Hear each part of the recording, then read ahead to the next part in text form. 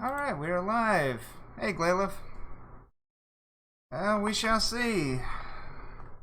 Of course, he's still in his infancy stage, so remains to be seen. Alright. So, pretty sure we know who did the killing. Pretty sure we know how she did the killing. Pretty sure I need to probably turn that volume down just a notch.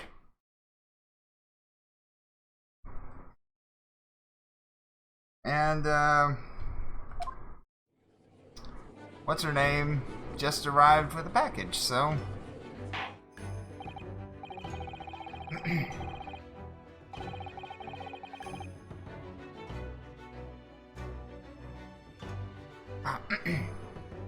Well, I understand that you are the judicial assistant to the defense, but why this sudden ingress into my courtroom? Ah, a judicial assistant, and a woman no less. The rules state that females are not permitted into this court of law other than to testify. Yes, I fully understand. I only asked for 5 minutes of time. I have some vital evidence that I must hand over to the defense. Ha! You're too late, little girl. This trial has already been concluded. 5 minutes. I will not allow a moment more. But, Your Excellency! I am most grateful.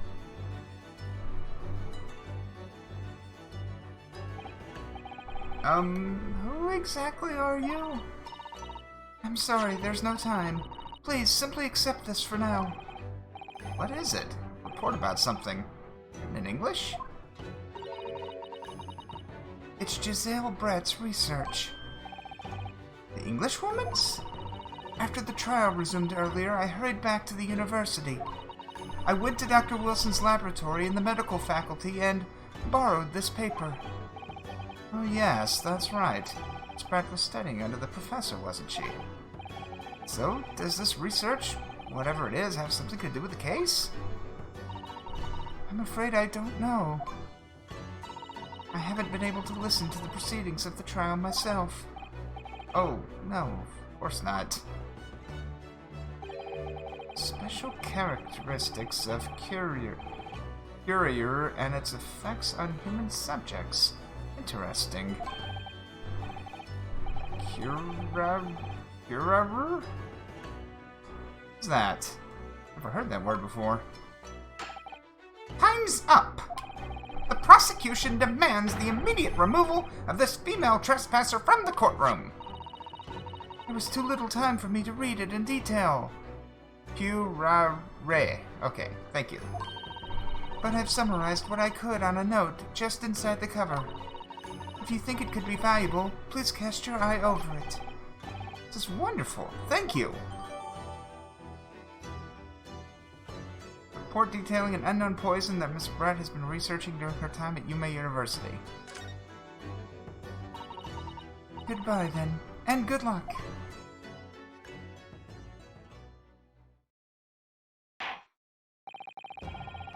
You have had long enough, Counsel. We cannot detain our English guest any longer.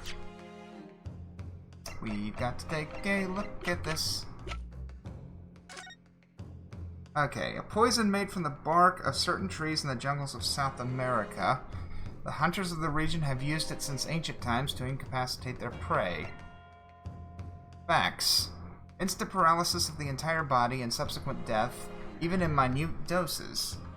Route of entry. The above-mentioned effects occur when the poison enters the body through a wound, such as that inflicted by a blowpipe dart. Due to its ability to render the human body paralytic, it's believed that the toxin could have application as an anesthetic.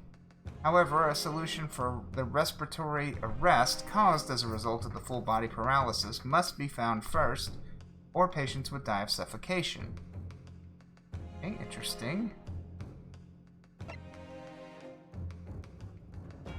Instant paralysis.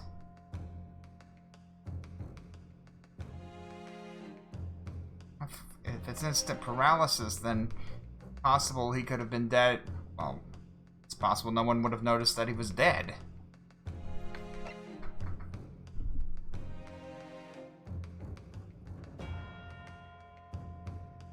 including possibly us whenever we went to say hello. I ask the prosecution and the defense one last time. Does either side have any further evidence to present to the court? Presume not, but... The prosecution has made its case convincingly enough already. Nothing more to add, Your Excellency. Ryunosuke, we're out of options here. This really is our very last chance. Yes, I know. Your Excellency, the defense does have new evidence.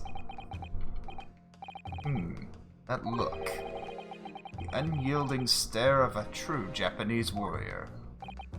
Well, Miss Brett. Yes, Your Excellency? You wouldn't mind, perhaps you could grace us with your presence a little longer. It's a delightful invitation, but I'm afraid it's not so very long until tea time. I'll have to politely decline. Forgive me, Miss Brett. It seems I wasn't clear. I realize it was phrased as a question. However, I must ask you to treat that as an order. I've said it many times before, but the Japanese language makes no sense. My apologies, dear lady. So, counsel, what is this new evidence that demands the court's attention? Yes! Miss Giselle Bratz, we understand that you were studying under Dr. Wilson at Yume University, doing research. Research, by sheer coincidence perhaps, into a deadly poison. What? Poison? Where are you going with this, counsel? A toxin known as... curare, Your Excellency. Even the slightest amount of this deadly poison entering the body leads to instant death. Objection! What? What complete and utter nonsense! Curare, you say? I've never even heard of it. You wouldn't have done. What do you mean? I mean that you wouldn't have heard of curare before for one very simple reason. It doesn't exist in our country. It doesn't exist. Correct. Which means, no matter what tests the police can do for toxins, they'd never identify curare. Why? Because there is no test available here that can identify the presence of this highly deadly poison. What? Order! Order! Counsel, does this deadly poison truly exist? According to this report authored by the visiting research student from England, curare has been long used in by the tribespeople of South America as a poison to lace their arrows. It seems that it's reasonably well known among European doctors and scientists. To lace their arrows?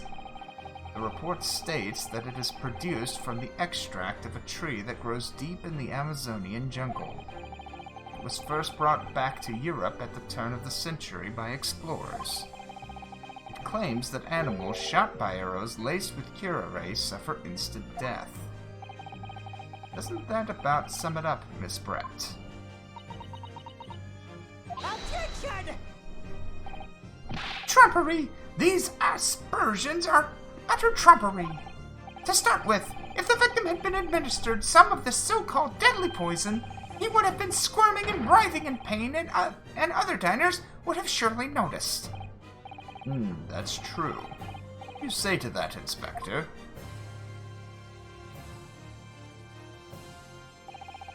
Obviously, I would have noticed a disturbance like that. Remember anything like that either. I didn't notice the professor being in any kind of pain. According to this, however, it's the other way around. What do you mean, the other way around? The very fact that the victim didn't show any visible signs of distress is evidence that curare was used. Explain yourself, Counsel.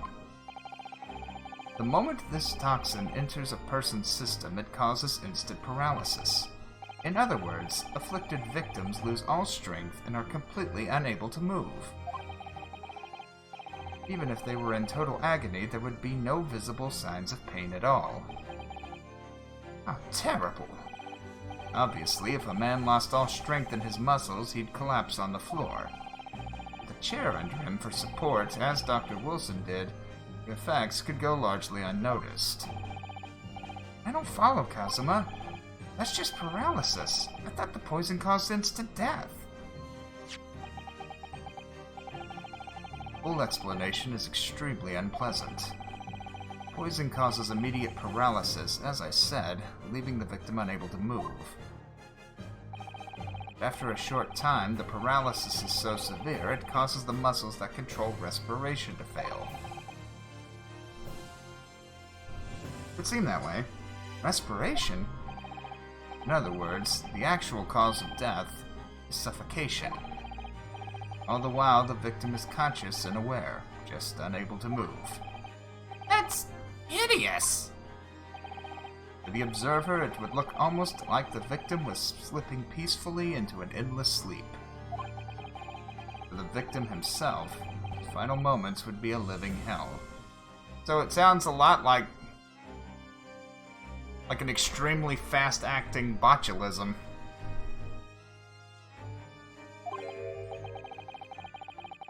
That is the true nature of this deadly curare poison.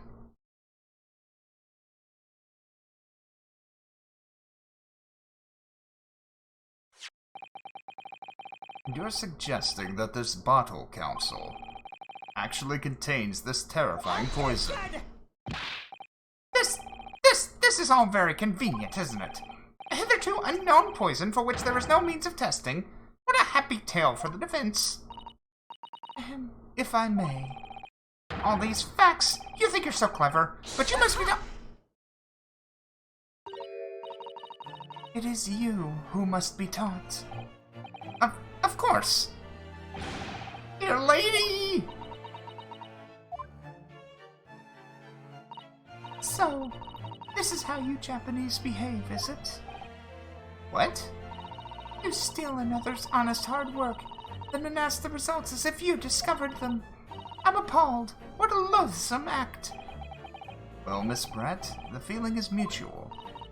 Whatever do you mean? Capitalizing on the unfortunate circumstances of an innocent man to frame him for a heinous crime. Really is a loathsome act. Wouldn't you agree? Objection! Enough of this! I, for one, refuse to accept it. The idea of some poison that doesn't even exist in the great empire of Japan is breaking the rules. What's so funny? Oh, excuse me, Your Excellency. Yes, Miss Brett? May I borrow that bottle for a moment, please? Well, yes, I don't see, why not? Okay, I can see many reasons why not, but okay. You gonna drink from it?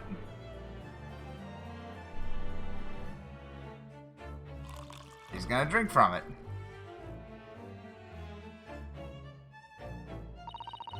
Don't get too big for your boots, you insignificant little island boys.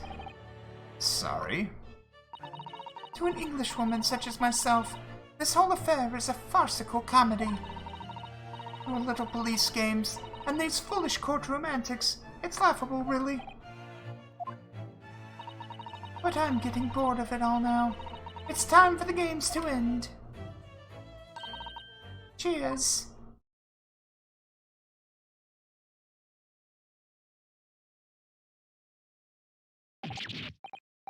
Wait, what are you doing?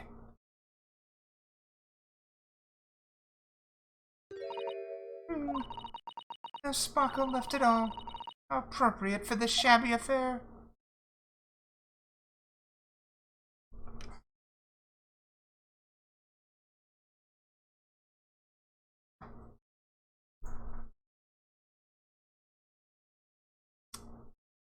Of course, it's possible the poison wasn't in the bottle, but in the glass. Goodness. Whatever is the matter? You all look quite stunned.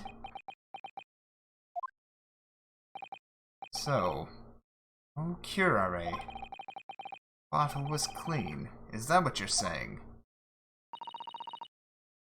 It would make sense. You look quite incredulous, little boy. But of course, that's the simple truth. Thank you for presenting the findings of my research so concisely here in this grand venue. Most kind.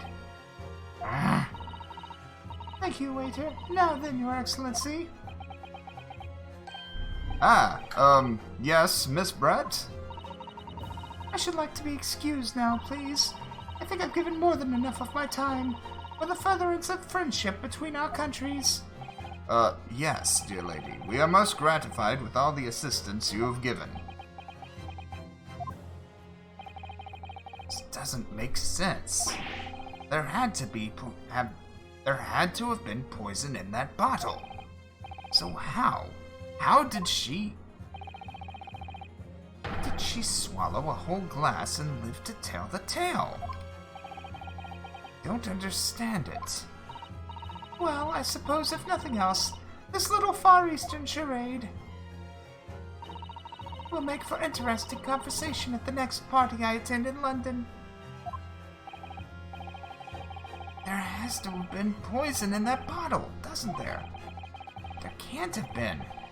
Otherwise she would have keeled over dead. Ryunosuke? All the clues now. Bottle of water.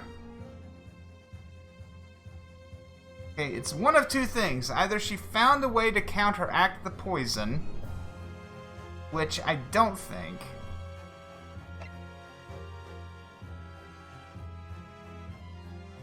Or it was in the glass. As I thought, there is no poison in that bottle. What? Why, Ryunosuke? Isn't it obvious? If there was poison in there, she'd be dead by now. Sometimes your unadulterated naivete really astounds me. Sometimes it's in need of a good staining. But it's as dark as your uniform and the ways of the world. Oh, is that what this color is supposed to represent?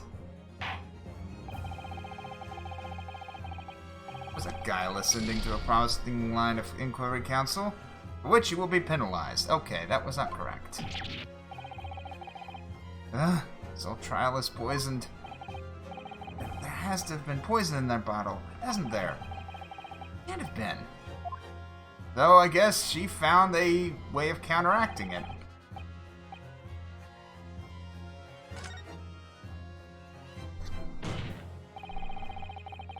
The culprit did put curare poison into Dr. Wilson's carbonated water. The defense refuses to change its position.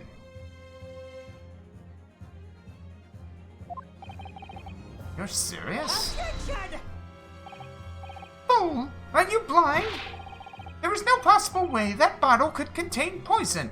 I mean, we just saw Miss Brett drinking the water from it? That's right. Which rather complicates your argument, I think. I can think of one... I'm pretty sure it's one of two things. Either A, she found a way of counteracting the poison, or B, the fact that it's not carbonated anymore affects its ability to be absorbed. One of those two things. And I believe that complication can be explained. How, exactly? I need to think through all the things that don't quite add up here, one by one. The answer is in the evidence we have in the court record somewhere. Has to be. Very well. If the defense truly intends to assert this claim, then I must ask you to support the assertion with evidence. What explains how the witness was able to consume the supposedly poisoned water unscathed? Okay, let's study this again. Poison made from the bark of certain trees.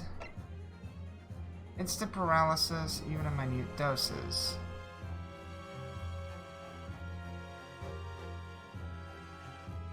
It's specifically when the poison enters the body through a wound.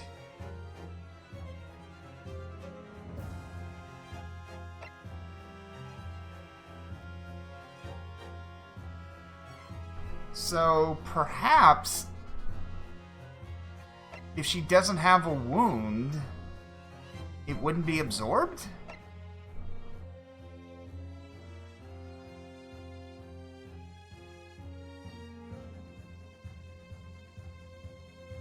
His teeth!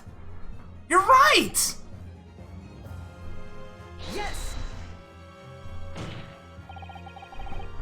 The answer to this riddle is right here in Miss Brett's own research report. Objection! That's not a valid explanation. No. After all, we don't speak English. That report is utter gibberish. This impudent young scoundrel is trying to ridicule the court, Your Excellency. Trying to ridicule anyone, honest. Reading Susato-san's notes. I concur. This report is too extensive to be considered in its entirety by the court. You will direct us to the pertinent section, Counsel. Which section of the report reveals the alleged answer to this riddle? Special characteristics. We've been hearing a lot about this curare poison. It has left me curious about something. Oh, Counsel? Well, it sounds as though indigenous hunters have been using this poison for years and years to lace the heads of the arrows that they shoot at whatever prey they're hunting. So we've been led to believe, yes. And the point of hunting is to catch prey to eat. Get to the point, please! But, if they were to use these laced arrows, doesn't that mean there would be traces of poison left in the prey the hunters were going to eat? Yes, good point. So surely the hunters wouldn't want to eat their prey, would they? Because then they'd be eating poison. Good gracious, Counsel! No, that would be madness! But I actually found the answer to that conundrum in this research paper here. Under special characteristics, it says this. The poison starts to work after entering the body through a wound. Through a wound, you say? I see, that makes sense. Yes, the mention of that particular detail seemed a little strange to me, though. It all makes sense when you interpret what's written like this. When curare enters the body through an open wound, it has terrifying poisonous effects. However, when it enters the body via the mouth, it has no poisonous effects whatsoever. Hey, Flip. Hey, it does. What? Miss Brett, you authorized this research. You knew curare's special characteristics. And you knew that you could make a spectacle of drinking that water without any danger to yourself. You meddling little... It is alive!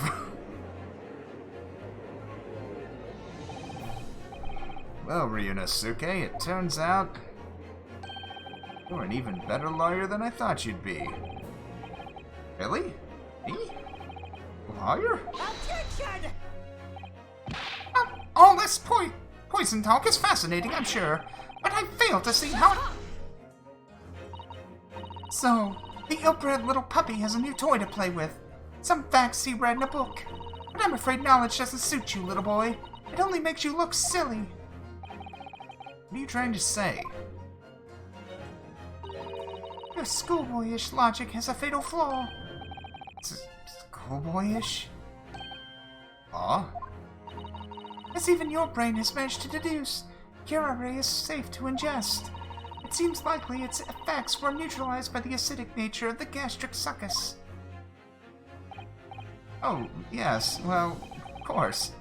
Gastric suckers? What are they? So, if this lethal poison is completely harmless when drunk, Professor wouldn't have died when he swallowed it, would he? Ah, but we have the solution to that. Ah, that's right. Good gracious. That's basic science. Science that even a schoolboy should be able to understand, no?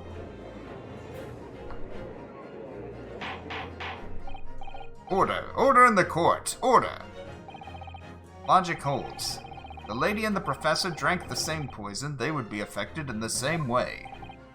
Are you trying to suggest?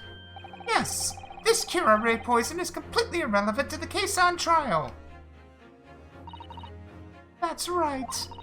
Surely even a little cockroach like you could understand something as simple as that!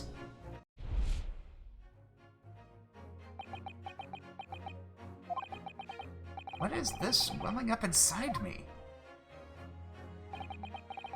Never felt like this before. A sort of conviction to break down all the discrepancies. So intense. Almost rage-like. More than anything else, it's an animalistic desire to take down my prey. Objection! We got the point!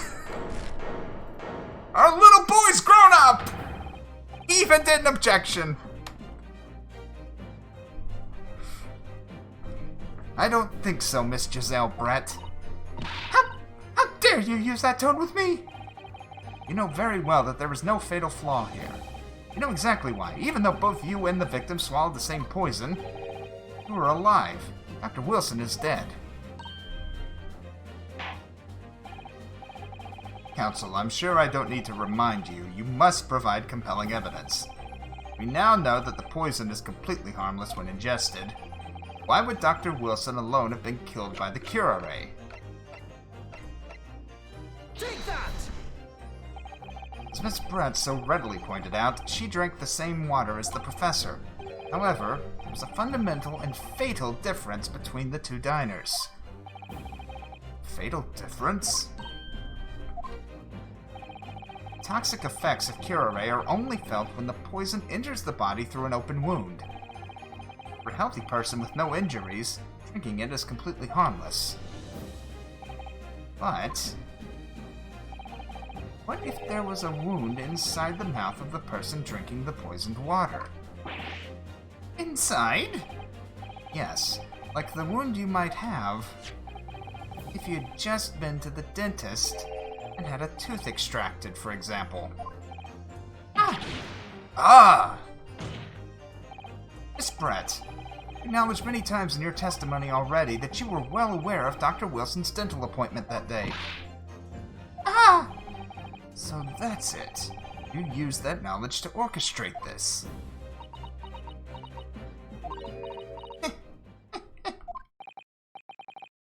Is she? Laughing? I don't like to repeat myself, but honestly, I can't resist. These childish courtroom games and your half-baked arguments are also puerile. What? What do you mean? Don't worry, little schoolboy. You'll find out soon enough.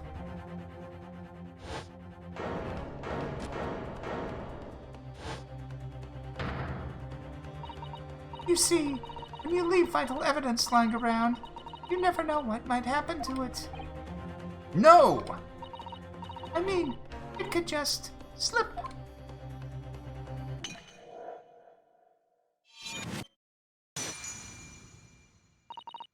Oh dear, how careless of me. I'm afraid some crucial evidence may have just been tragically destroyed. Okay. Miss Brett, I don't know how to tell you this. You did this in front of the judge, who is determining your guilt or innocence. I kind of feel like you lost the plot somewhere.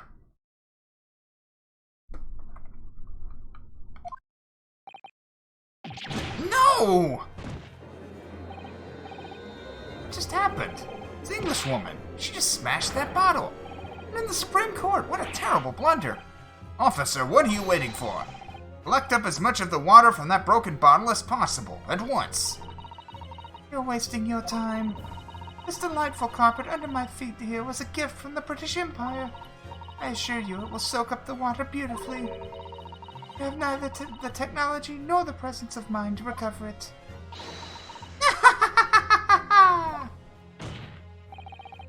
could you? You won't get away with this! You can thump the bench and shout as much as you like, little boy. I'm afraid we'll never know now, will we? If there really was poison in the bottle, or not. And let us not forget, we still have some very compelling evidence left intact. Isn't that right, counsel for the prosecution? Oh, of course. You're referring to this photographic print, I presume, young dear lady? That's right. And really, looking at this photograph, it's as clear as day, isn't it? The poor professor was sitting with his back to me. So, of course, the only person who could have shot him from the front is the little schoolboy. Objection! No, you killed the victim that day, using curare. And then, in order to frame Ryunosuke Naruhodo for the crime,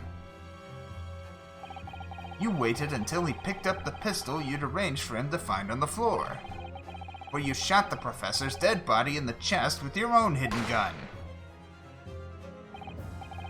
Then, in the confusion that followed, all you had to do was turn the dead professor and his chair around. You see, you had every opportunity to commit this crime. What a wonderful imagination you have, young man. A hidden gun, you say?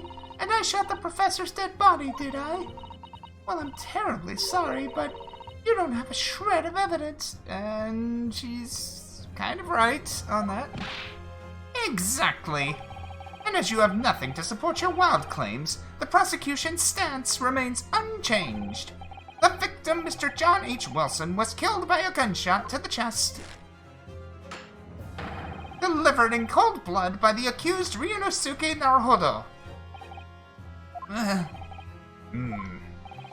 This is unbelievable. How could this be happening? We had her. But now, is she really gonna get away with it? She destroyed that evidence. It was obscene. Ryunosuke. Yes? Come this far, but now you're the only one that could finish it. What? What do you mean? Lost a vital piece of evidence, it's true. If there are any clues left for us to use now, it must be in your head. In my head? You told me before that your powers of observation were the one thing you could really depend on. Well, yes, that's true, but I managed to notice that this woman was a foreigner with a swan on her head.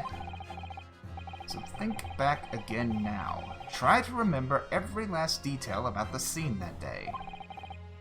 Everything you saw, everything you felt, every color, every smell. I saw, felt, every color.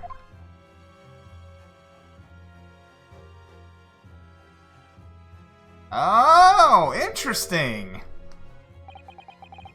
Is Kazuma right? Somewhere in the vibrant memory of the same scene in my head, there'd be another clue to expose the identity of Dr. Wilson's killer? Yes. Actually, Kazuma, I think I might have something. Yeah, seriously. Back over everything I saw, I think I might have uncovered another clue. Haha, you always have something up your sleeve, don't you, Ryunosuke? Come on, then. Let's wipe that smug smile off that Englishwoman's face with some evidence. Alright, I can't wait. Niggling me for a while that something feels amiss in my memories of that day. Whatever it is, could be the key to arriving at the truth about all this. There's somewhere. A clue that shows who Dr. Wilson's real killer must have been is... Take that! Inspector Hasanaga, answer me this. Yes? What is it? He's still miles away, thinking about that bottle being smashed.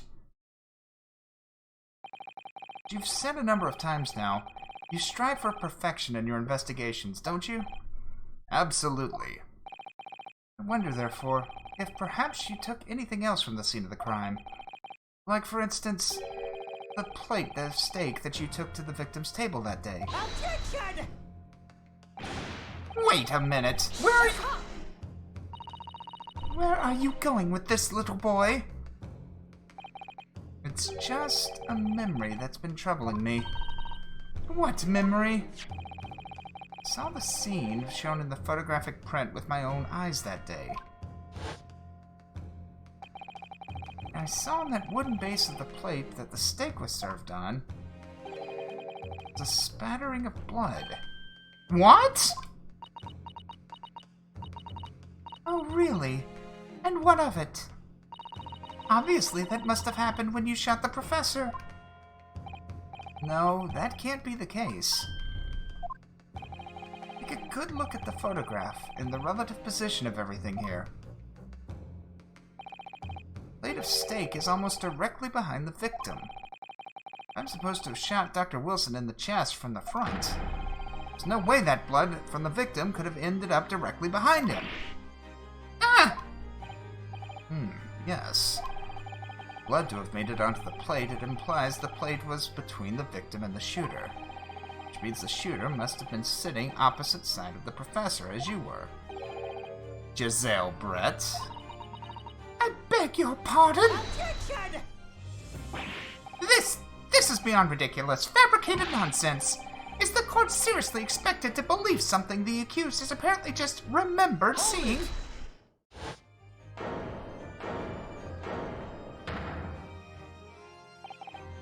This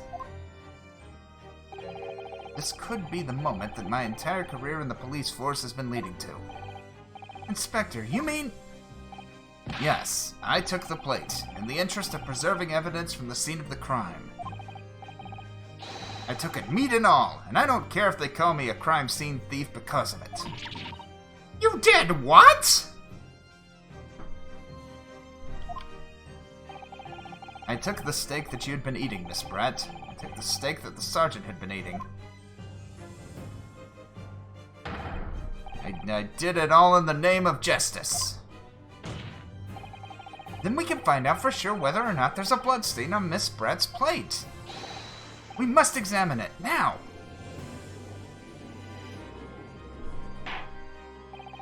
Inspector. Court wishes to examine the plate from the victim's table immediately. Yes, sir. Yeah. We're never seeing her eyes, are we? Sorry for the delay. Here's what you ordered. Steak. Well, what about the blood? Is there blood on it? Of course there isn't!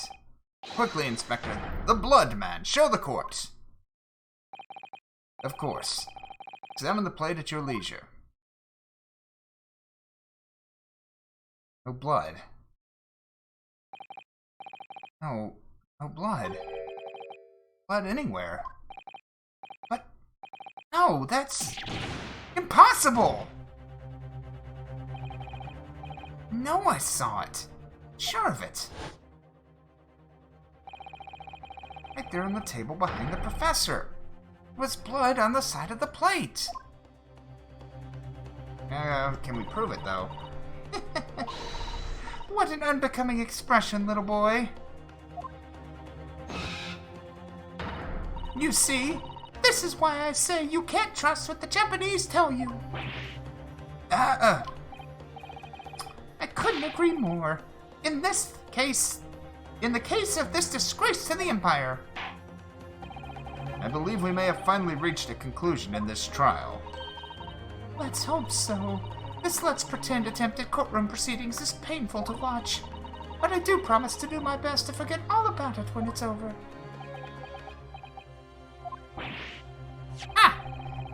The sorry-looking steak reveals the facts all too clearly. If the sorry-looking accused wishes to examine it again, be my guest. Now we can examine it. Steak has been entered in the court record. It's the plate I saw, or thought I saw, just a figment of my imagination? Well, let's see. Let's take a closer look at it. Okay.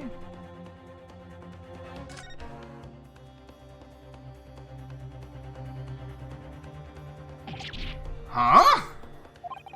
What in the world is this? I think it's a Koban coin. Hallmark is from the Hoei area, I believe. No, I don't mean what is it. I mean, what's it doing there? Wait. Did you say it was a Hoei Koban? Yes, and apart from the meat juices, it looks to be in good condition. Imagine it's very valuable. This isn't the first time today there's been talk of a Hoei Koban. Pearls before swine, but I've never heard of bullion and... bullion?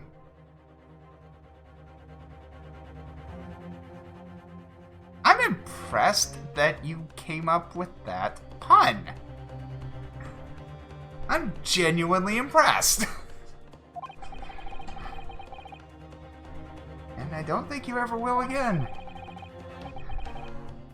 This is extraordinary, though. This means this isn't the one that was at the table. Certainly never expected to find a precious coin underneath this thick cut of meat.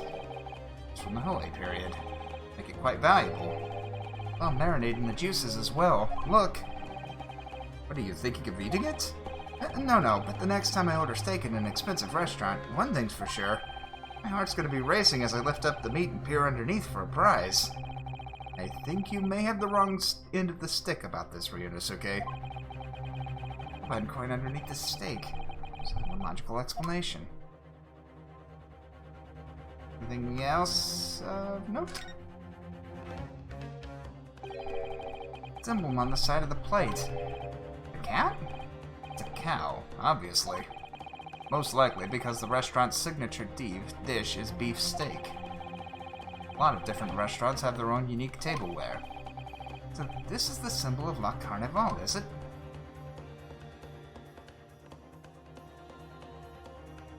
Can't examine anything else, so... yeah, that's pretty much it. Alright. This is it now. I've lost. Ryunosuke. Not over yet. Not until the final gavel. Never stop believing in yourself. Keep looking forward, no matter what. Believe in myself? Really? I should at least examine the evidence for myself. We did. As the evidence requested by the defense has not been shown to be problematic in any way, presume any further examination of evidence in this trial will be unnecessary. Does the defense have any objection? Bloodstain was going to clinch the trial for me. Does this plate of steak reveal any other clues at all? Yes it can. Your Excellency, please wait. This plate of beef is hiding another clue. Another clue that will reveal the shocking truth. The only thing that's shocking here is your unhealthy fascination with beefsteak. And beefsteak's good. Your Excellency, I think I've made myself clear, haven't I? I will not be able to turn a blind eye to any more unnecessary procrastination in this trial. I'm sorry, Miss Brett, but we must ensure a thorough examination of the evidence. Not give a ruling until I'm completely satisfied that all reasonable doubt has been dispelled. I see. As a newly affirmed ally of my country, that's still your position, is it? Thank you, Your Excellency. Counsel for the defense, you will now clearly show the court to what you are alluding. Where precisely on this plate of beef steak is this new clue to be found?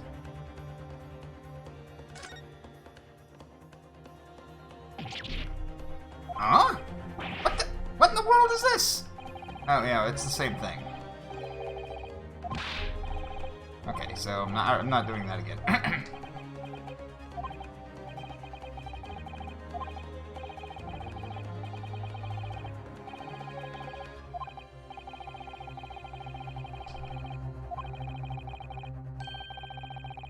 But we do get to see that pun again.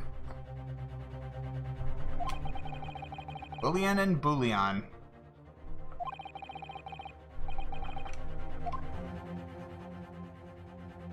I wonder if there was a pun in the original Japanese version.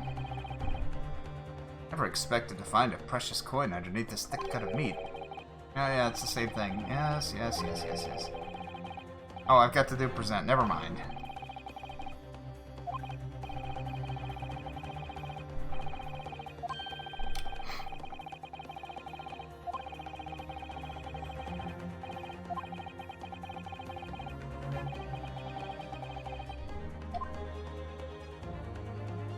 Got it! There we go. Good gracious, that's... Koban? What on earth? A Hoei era one at that. Miss Brett, this is in fact the beefsteak that you ordered at the restaurant on the day in question, is it? Tell me, why is there an old coin seemingly hidden underneath the meat? What a ridiculous question! How should I know? I've never seen that thing before in my life! I don't know what this is, but I want no part of it! I fail to see how this is relevant. A coin under the meat? It could have simply been a careless mistake by the chef in a moment of distraction. Right. Don't be absurd. We're supposed to believe that this happened by accident in the kitchen? Rare Hoei Koban just happens to be hidden underneath that piece of steak. This turns out to be irrelevant to the case. I'll rip up my ticket to Great Britain right now. Right, it can't be a coincidence. Yeah, the chef would have enough Kobans in his kitchen, he wouldn't miss one. Your Excellency. Yes, Counsel.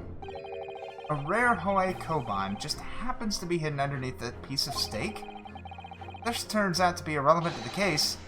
I'll give up my lawyer job right now. You don't have a lawyer job, Ryunosuke. Objection! By all means, don't let us stop you. No one invited you anyway. Perhaps, little boy, you should realize that it is you who is irrelevant. No, I'm the one on trial here?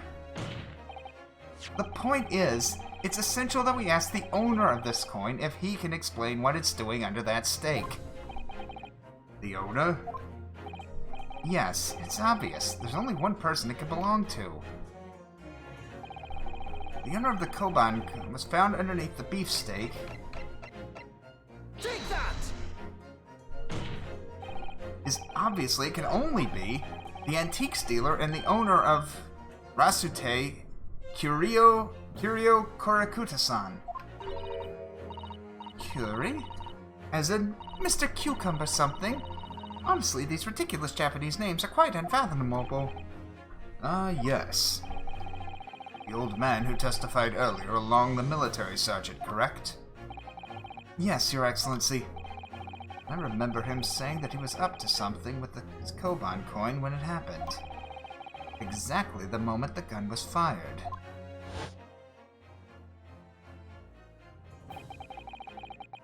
A gunshot interested me not. I was far too busy on the floor. Busy on the floor? Sorry, what were you doing? Hunting for treasure. Indeed! The Hoei era Koban! My prized coin! Then this Hoei era Koban... Do you mean to tell me? No, please. Why would Korakuta-san's Koban be sandwiched between the victim's beefsteak and its plate? Makes no sense.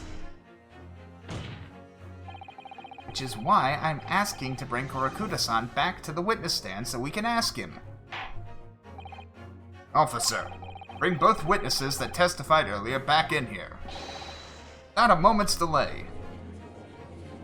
The only thing I can come up with is that somehow the steaks got swapped. I can't believe we've come back round to that pair again. I have a hunch, a strong hunch. Chase down the real significance of this Koban. Find it's a key element in the case.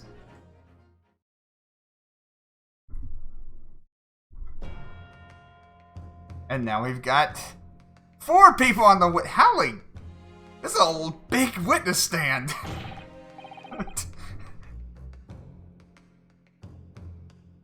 What's this all about? Why have I been called up again? Don't you realize that it's dinner time for my little baby Ido? When my son's belly is empty, he's fiercer than a pack of wolves. Exploited by the police, we were, like miserable dogs, forced to bear false witness. And when cast from this courtroom myself, I became a ruined man in a trice, a worthless, withered antique. Nothing more have I to say. The sun has set on this Rasute shop owner's existence. Be that as it may, Kurakuta-san, something has come to light that requires your clarification. As far as your Rasute memory serves, have you ever seen... Ah! Yes! That's it! That's the one! The very exact one that is... Did it stab in his foot?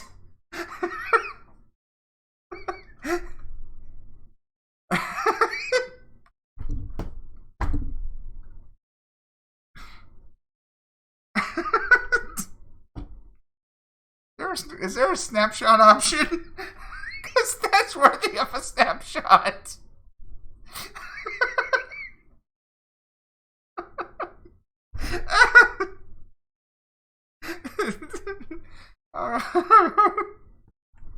Okay, give me just a second. I want to take a screenshot. How do I take a screenshot?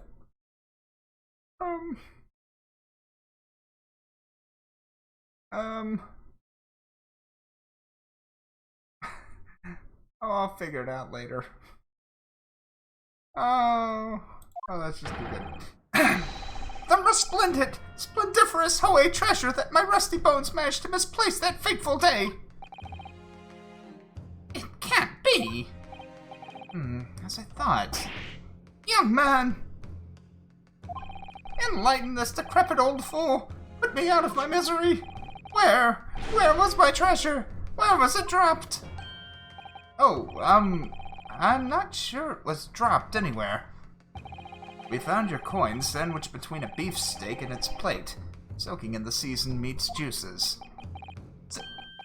Sandwiched? Soaking? Seriously? Clearly it couldn't have fallen there by accident. Which means somebody must have hidden it there on purpose. Somebody concealed my Hoei treasure between a slab of meat, a metal plate. Who would do such a thing?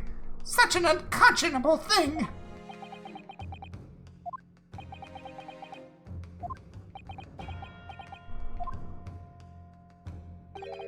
Excuse me.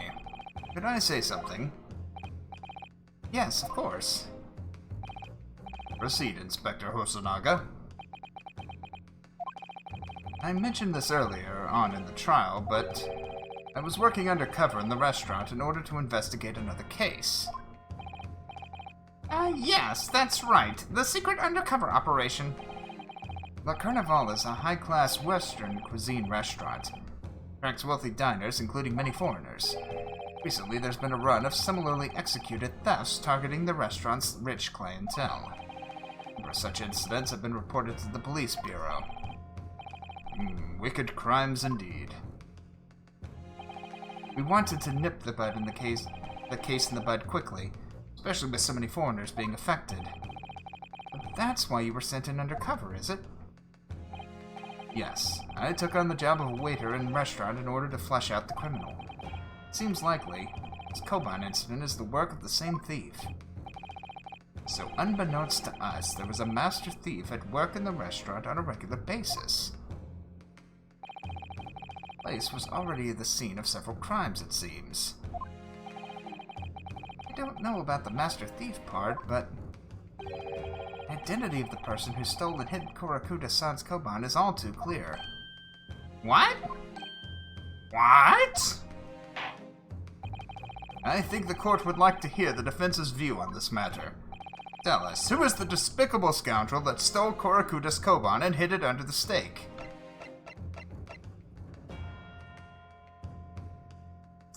I'm gonna have to go I'm thinking it was Yesanosa.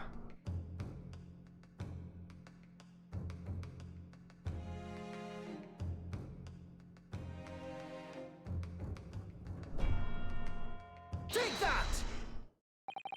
Obviously. Only be you. Sergeant Yesa Nosa. What? How? How dare you? You monster! Monster? I stole that Koban, did I? I'm a master thief of La Carnival, am I? You're seriously accusing me of these crimes, cadet? But it wasn't me. It was Ido. Ido is the mastermind behind all this.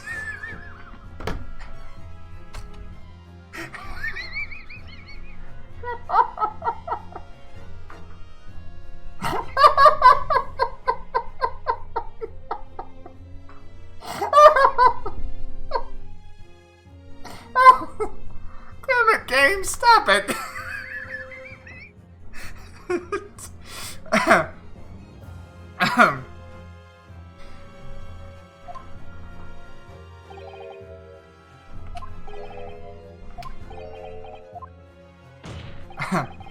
You would push the blame for your crimes onto your own son, an innocent little baby? It's you who's the monster, Sergeant Nosa.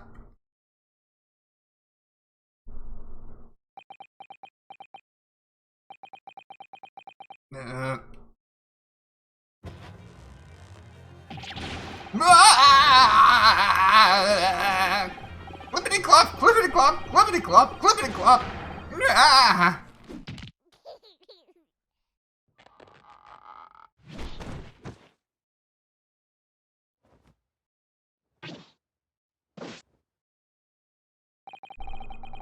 Nippon Imperial Army, Sergeant Yesa Nosa, preparing to stand down in the Supreme Court, sir.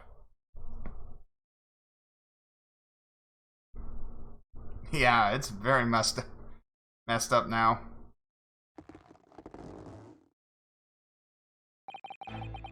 Do any of you know the extraordinarily low wages that Nippon Imperial Army pays those it expects to keep our country safe? I understand that the temporary increase in taxation owing to the recently ended conflicts remains in place. I've heard it's hard for lower-ranking soldiers to make a living, yes. All I want is to put a hot meal on the table for my son. That's why you were stealing things at the restaurant? The place is heaving with money. Every 3 days I'd go there and do reconnaissance for a target. And I'd enjoy chomping my way through a good steak at the same time. Feels like he doesn't bother with a knife and fork even, which is worryingly believable. And your target that day was the old man and his Koban. Yes, sir. He was an easy mark. I slipped the coin into my pocket without any trouble at all. Veritable phantom thief you are. I was all set to leave the steak. I was halfway through devouring when it happened.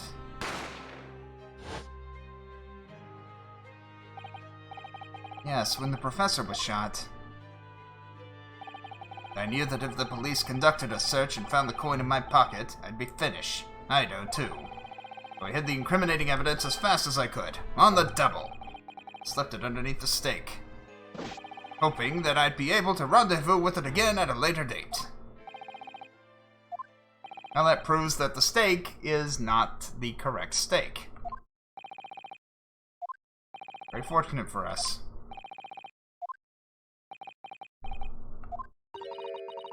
This is ridiculous. Perhaps you could carry on with this absurd prattling in your own time.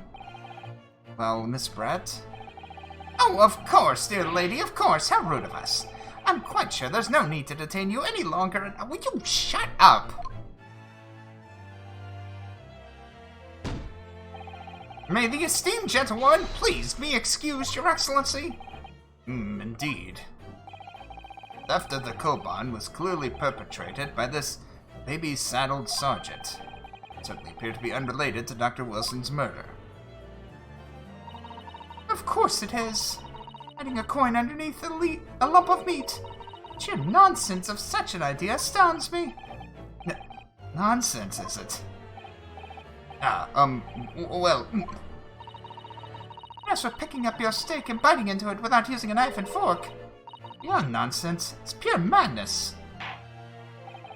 Very well. Now that all questions concerning this witness's testimony have been answered, See no further justification for detaining her. Miss Brett, you are free to leave. Thank you, Your Excellency. Good luck, everyone. And good day. Say something, Ryunosuke. Ryunosuke, what's the matter with you? This is no time for daydreaming. Oh, no, it's just... something about Miss Brett's parting words there got me thinking. Might work out what exactly, but something she said jarred with me. Felt like there was a contradiction in there somewhere. Didn't quite add up.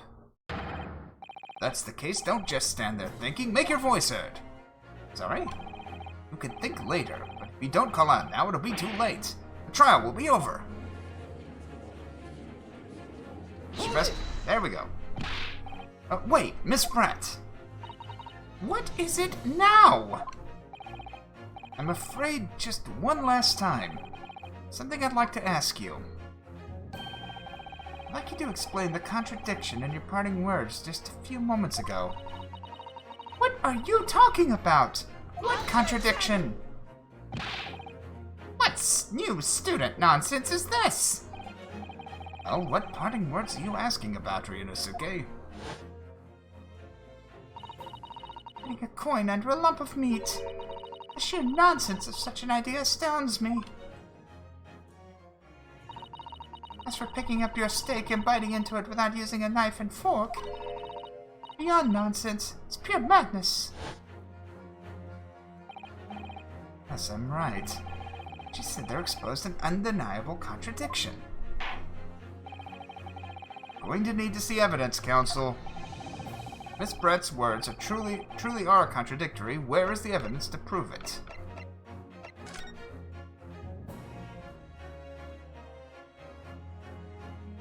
So that's pretty much the evidence right there. Take that! Photographic print of the scene taken immediately after the incident occurred. What's interesting is the plate of steak that you can see on the victim's table. Steak that Miss Brett had been eating before the professor was killed. Yes, go on. More accurately, Your Excellency, steak that was on the victim's table just before the professor was killed. Now you're just splitting hairs. Not true. Doesn't something about the steak strike you as very unnatural? Unnatural? What on earth do you mean? Extremely obvious. Talking about the shape of the edge where it's been eaten. See, you've noticed it too, Miss Brett. What exactly, Counsel? Just a few moments ago, Miss Brett claimed no Englishman could even contemplate picking up a steak and biting into it without using a knife and fork. Of course she did! She's a refined English gentlewoman herself! Then take a good look at this steak, in particular the edge where it's been eaten. As you can see, clearly defined barbaric teeth marks everywhere. Ah! Oh. Ah! Looks like Miss Brett has realized something. So, if the witness, as she claims, wouldn't contemplate eating anything without using a knife and fork, shouldn't be teeth marks in the steak at all. Objection! What is your actual point? Perhaps the delightful Miss Brett was ravenously...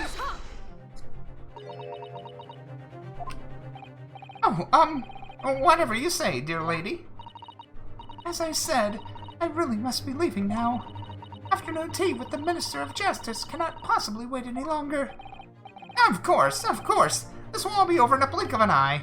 Rest assured, I'm about to put this rookie in his place. Just... I've heard enough. You irritating little spectacled samurai relic. Of course, dear lady. What's the matter, Miss Brett? Have we ruffled your feathers? Clearly, the witness knows what this means. Realize the catastrophic implications these teeth marks in the steak have for her. Ryunosuke, know where you're going with this? Yes. Now at last it's all come together. Mysterious teeth marks and a steak that had allegedly been eaten with cutlery. The reason why the blood stain I know I saw somehow seems to have disappeared. Most importantly, evidence that proves once and for all who shot Mr. Wilson that day. Except that these teeth marks in the steak are a little unnatural, as you put it, Counsel. But what exactly are you suggesting that tells us? Everything, Your Excellency. Everything? Yes. I believe that these barbaric teeth marks in the steak here amount to conclusive evidence in this case. Evidence that will prove beyond any doubt who shot Dr. Wilson. Conclusive evidence? How many times have I heard that today? You wouldn't know the meaning of the phrase. Typical Japanese empty threats. How can you be so sure? Oh, it's quite simple. If you really had such conclusive evidence, you'd have presented it to the court long ago. Actually, the evidence I'm talking about hasn't been brought to the court yet. Hasn't been... what? Just because it hasn't been shown yet, doesn't mean that the evidence does not exist. Objection! This is absurd. This trial has run several hours already. And you say there's evidence yet to be brought forward? There can't be. I don't believe you have it. I don't. But there is someone who does have it. Someone in this very courtroom. If that person is willing to submit the piece of evidence I'm referring to, solve every remaining mystery about the case. Very well. I have a feeling this will be my last request of the defense in this trial. Who possesses the conclusive evidence that will reveal the truth about this whole affair? Well... there's a lot at stake here.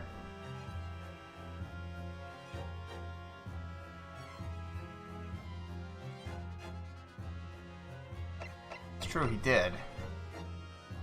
It's either going to be him or Yasunosa, but he may not have gotten back to get the steak. We'll go with it.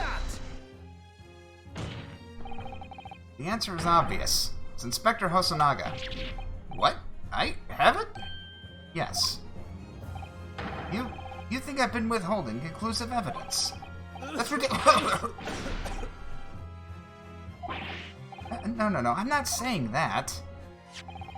Everyone's attention has been focused on this steak with the teeth marks. Yes. Now, earlier this afternoon, Sergeant Nosa told the court the following. I'd enjoyed chomping my way through a good steak. And as well as admitting to stealing Korakuta-san's coin, he told us that he slipped it under the steak. You watch it, Cadet. I'm a superior officer. Sergeant Nosa, could you please confirm something for me? Was the steak that you put the coin under, in fact, your own steak? Attention! Affirmative, of course! Might be a soldier in the Imperial Nippon Army, but still. I'm not brave enough to ask a foreign gentlelady if she'd mind manhandling her meal to hide something in it. In other words, the steak that the detective submitted as evidence earlier was in fact Sergeant Nosa's meal. Objection! But that makes no sense! The plate was taken from the victim's table. Yet the gentlewoman doesn't take bites out of her steak.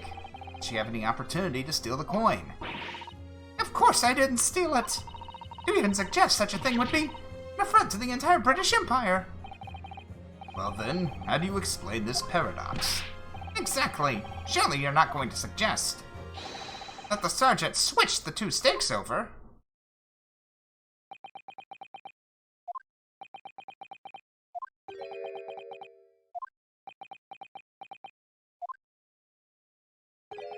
You did switch the plates? Well, after it happened, when I saw the civilian had been murdered right in front of my eyes like that, I panicked. I immediately lifted my steak and hid the coin underneath it. Then when the waiter announced he was an undercover policeman, I thought I'd had it. He decided to investigate my slab of meat, that'd be it. I'd be getting my marching orders. So when the cadet here was arrested and taken off to the kitchen, I seized my chance.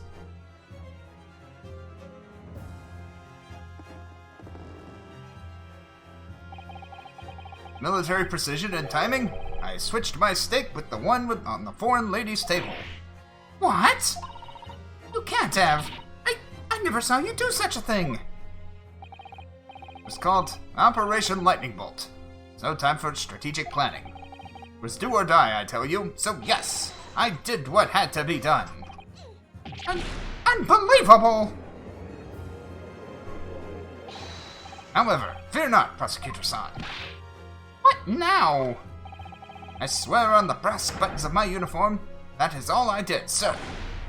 Oh, you did? That's plenty, Sergeant.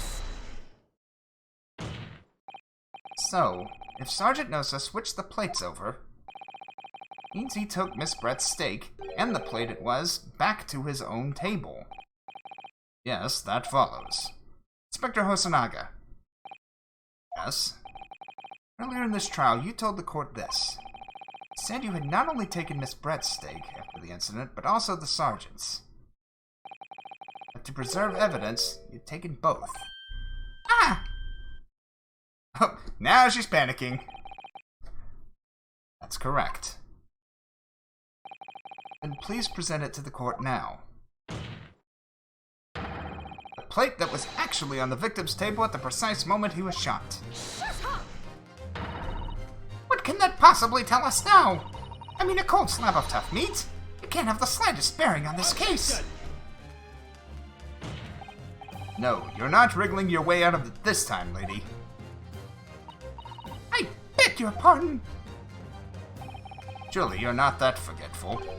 Surely you remember the reason why the steak pan promises to prove such a problem for you, no? You're the ones who decide it was a problem, not me. The reason the defense asked to see the plate was to confirm something the defendant remembers seeing. He thinks he remembers. Quite sure of what I saw, Miss Brett. On the side of the plate that was on the table directly behind Dr. Wilson, a clear spattering of blood from the gunshot wound to the victim's chest. I believe the defendant's memory serves him well.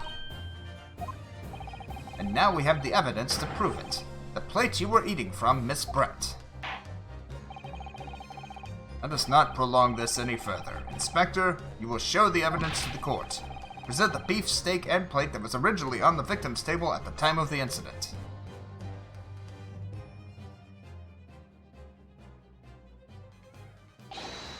Yes, sir.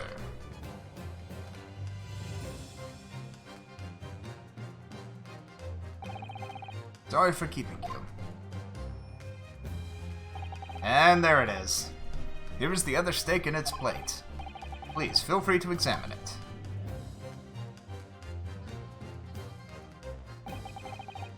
Bloodstain. It's clearly visible, too. This makes everything clear. Blood you can see on the side of the plate shows that at the moment the victim was shot, it was facing the table. It's back to me. In other words, it's impossible for Naruhodo-san to have shot the victim. Ah! It can't be! In fact, there's only one person who could possibly have shot Dr. Wilson from the front. Sure, everyone knows by now who that person is.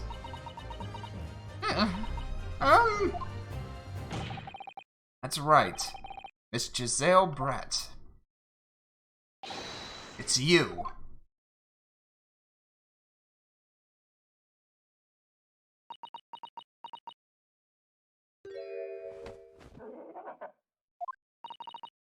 Done. By a Japanese. Me. By a Japanese schoolboy. No. No. No!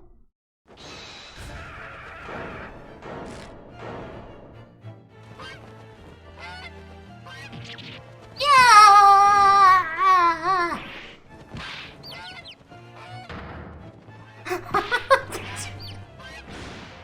Oh my God.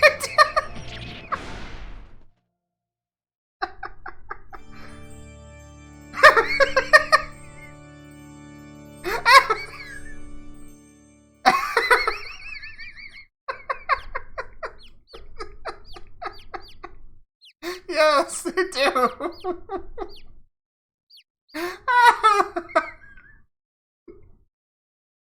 Oh. Please excuse my little outburst. Completely lost my composure. Most unbecoming behavior for an English gentlewoman. Forgive me. Well, Miss Brett, I think it's time you told the court what actually happened that day. The truth. It's time. Gladly, Your Excellency.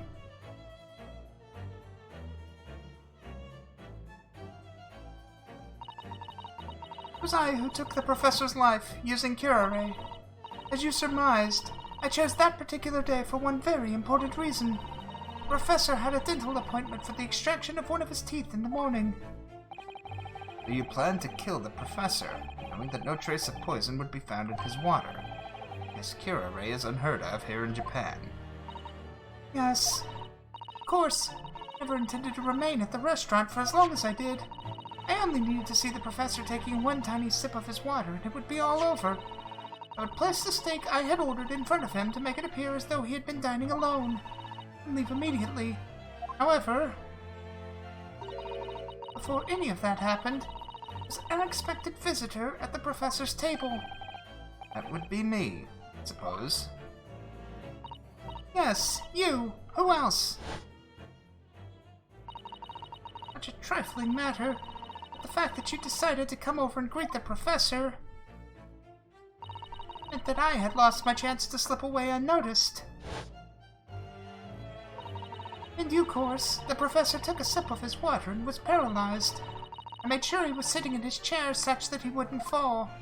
There was no going back at that point, so I concocted a plan on the spur of the moment.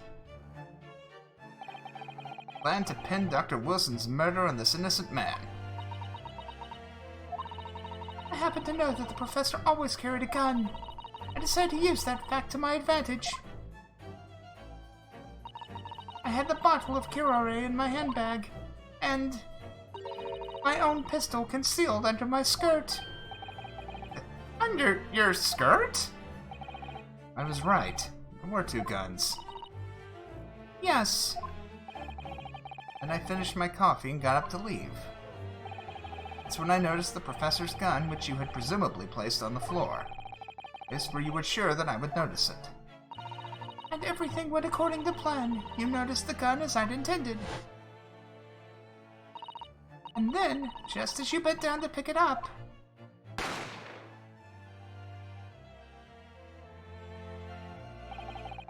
that's when you shot the professor with your own gun.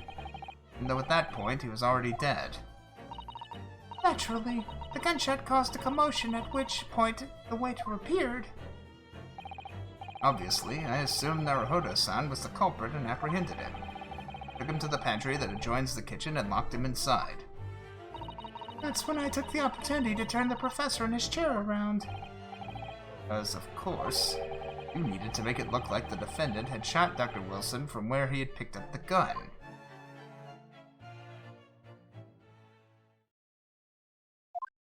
But why?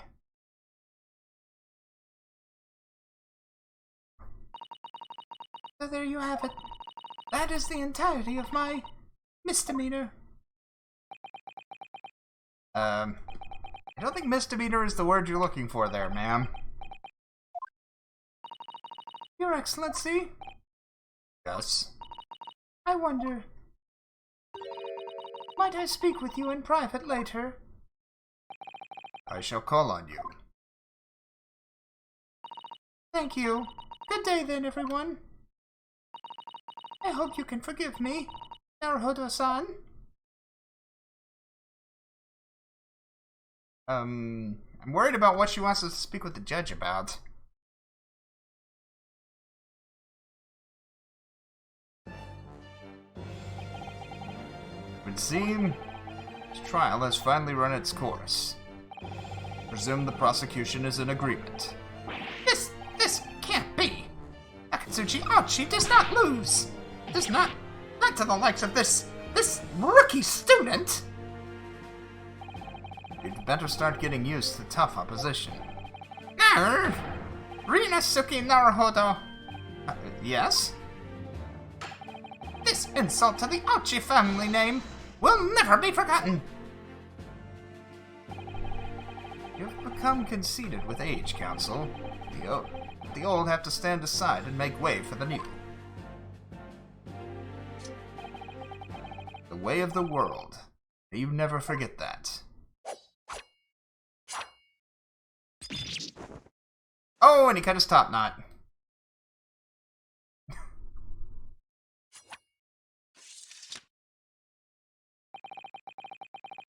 Thousand millennia may pass, and still the Ouchi clan will never measure up to the Naruhodo clan. This trial in the Supreme Court of Japan, I believe, go down in history as the start of a new chapter in our country's judicial system. Despite being summoned as the accused, you, Ryunosuke Naruhodo, presented an excellent case. Thank you, Your Excellency. Use of evidence and deduction to unravel the truth is a modern methodology. After all, it has only been a few short decades since our country opened its doors to the wider world. Western ideas of science are rapidly gaining acceptance here. I feel sure that science will soon bring new methods of investigation and new procedures of justice. A new future of law awaits. What it will look like, I cannot begin to imagine. That is for the young to pursue. Kazuma Asogi. Yes. After this trial, you are set to embark on a journey of discovery to the illustrious British Empire. Learn all that you can. Absorb everything of the wider world that you are able to. And do not forget to fulfill the mission imposed upon you. I understand, Your Excellency. What was that about? Why do you look so grave all of a sudden? Ah, never mind. As for you, Ryunosuke Naruhodo. Oh, yes. In you, I sense, how could I put it, unusual potential. Very much look forward to seeing how you carry that onward. Thank you, Your Excellency.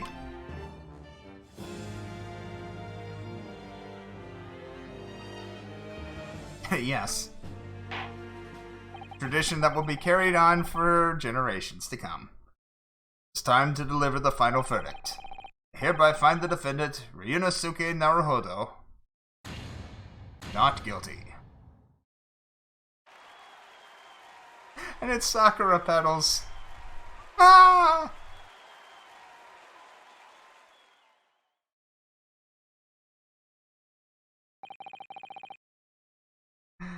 This court is now adjourned.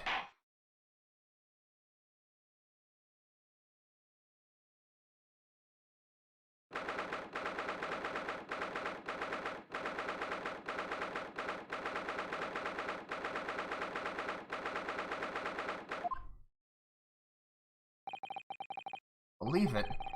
I can't believe what's happened. I made it! I defended myself and made it through that horrendous trial. Ryunosuke. Finally pulled it off. Congratulations. Well, I couldn't have done it without you. Thank you, Kazuma. No, it was a pleasure to watch you at work. So, you owe me an extra large sukiyaki from the place on Yume University Street. Don't forget. Good afternoon. All your hard work has certainly paid off. Oh, I'm sorry. Good afternoon. Your hard work has certainly paid off. Congratulations to both of you for proving Naruhodo-san's innocence.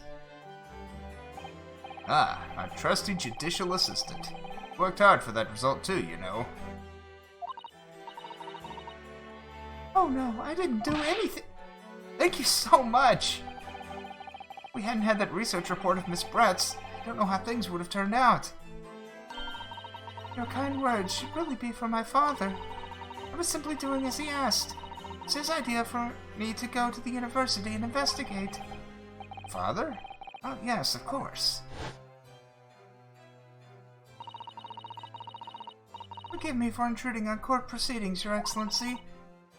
Susato Mikotoba.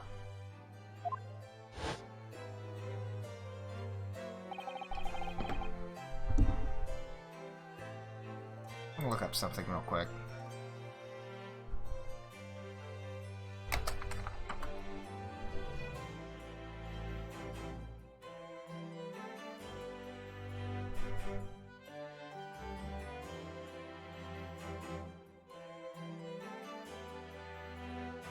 Okay.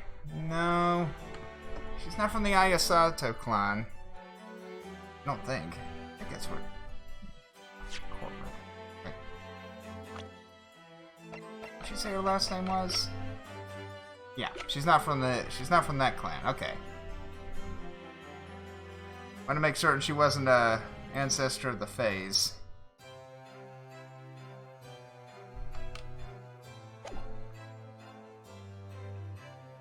Speaking of Mikatoba... Ah, there you are. I believe congratulations are in order. Naruhodo, you did an excellent job. Thank you, Professor. Oh no, Azaishu should be thanking you. After all, your efforts exposed the true criminal that took the life of my good friend.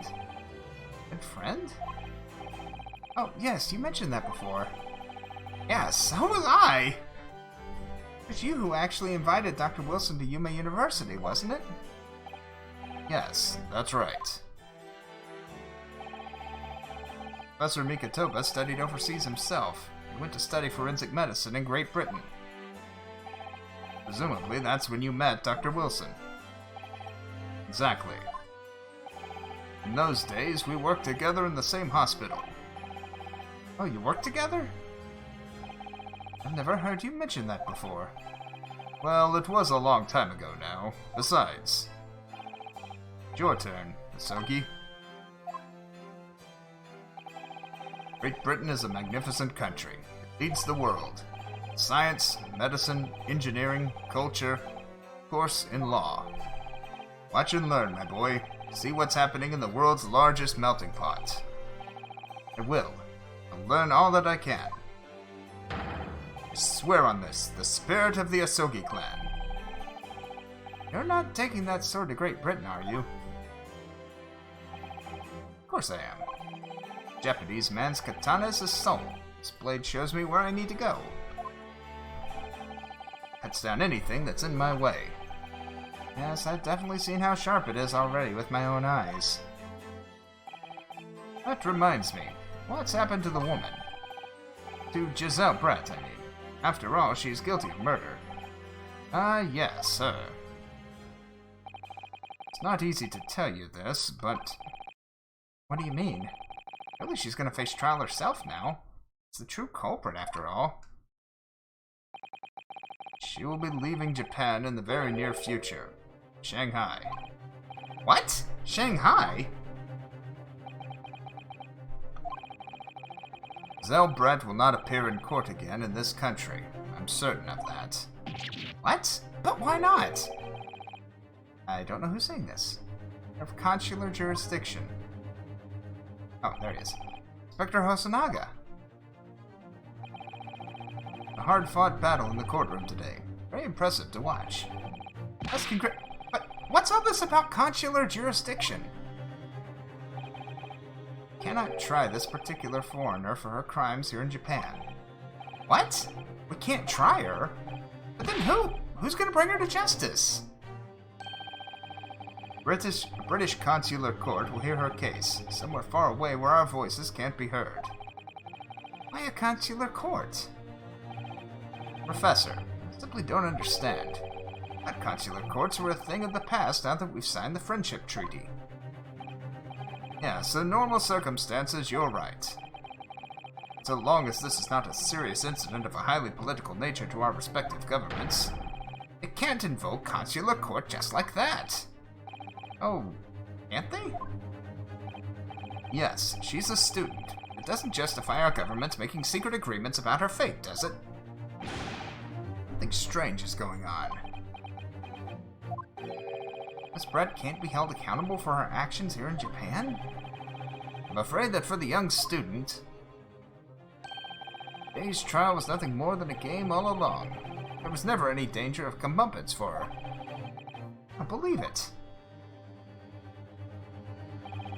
British government's Foreign Affairs Ministry has demanded that we hand over custody of Miss Brett. We're obviously taking this case of a foreign student committing murder very seriously.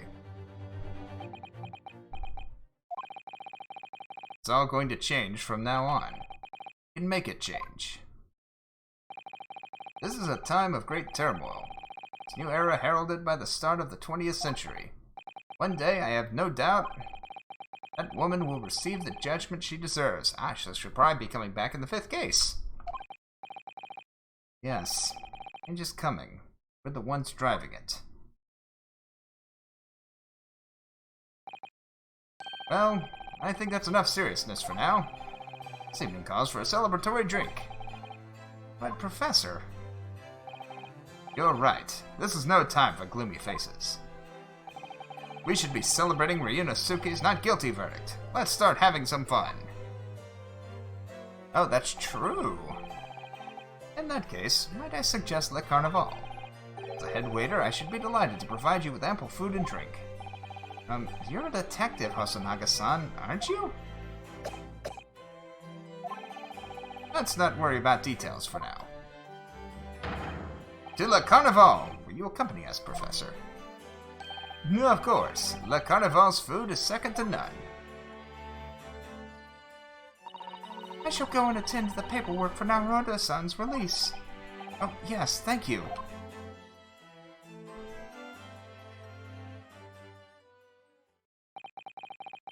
Giselle Brett won't be tried here.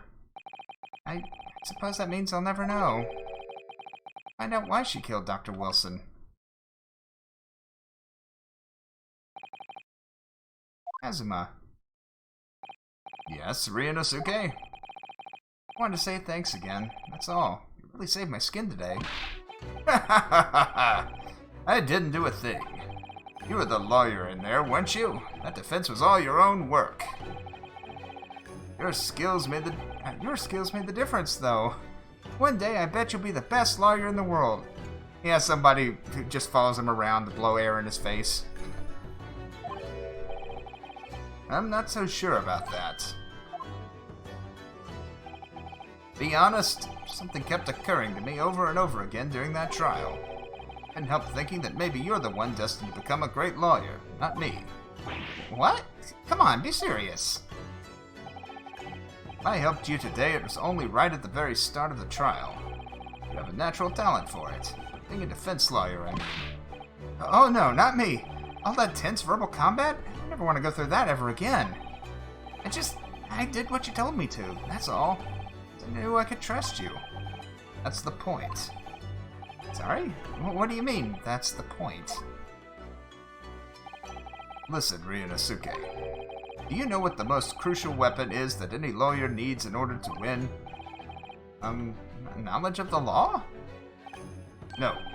The ability to believe. But I think knowledge of the law is probably at least a very close second. To believe? To believe what? A defense lawyer has to fight for his clients. He has to believe in them at all times. He believed in me, like he believed in me when I said I didn't do it. I'm human, just like you. I don't have some superhuman ability to know the truth. You have to make a choice about what to believe and stick to it when you're defending someone. Sometimes in the courtroom, you can really be backed into a corner. But being able to remain faithful to what you chose to believe in, even then, well, that's not something anyone can do. It takes a special kind of person. Believing in your client. Just look at today's trial. A student lawyer with precious little real experience, but you never stop believing in me. Well, you face seemingly hopeless situations time and again, but you never stopped looking for the truth. In the end, you found it, through your own efforts, because you never stopped believing in me. Thanks, Kazuma.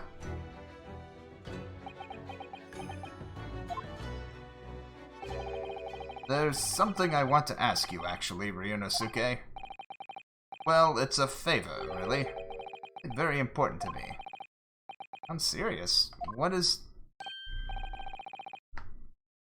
you're still here, are you?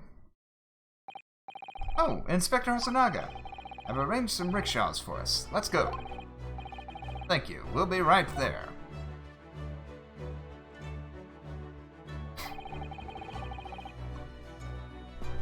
Yeah, that probably sounds about right. I really feel like I should dig into the the Japanese judicial system in greater depth, so I can understand all of the critiques. Let's pick up this conversation again later. But you better not pull a Mia Fey. We should be celebrating right now. Your first court victory. And your study tour to Great Britain, don't forget. Ah, yes, that too.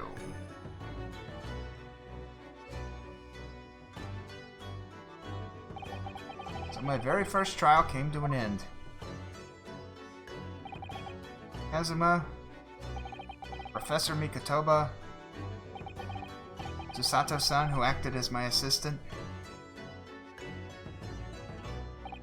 Inspector Hosonaga, who didn't really play much of a part, but still.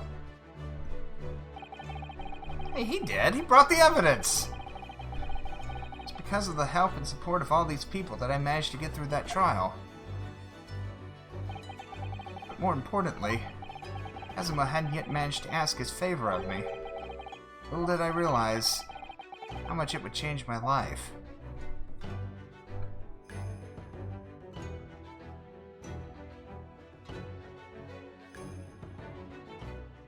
And thus ends the first case.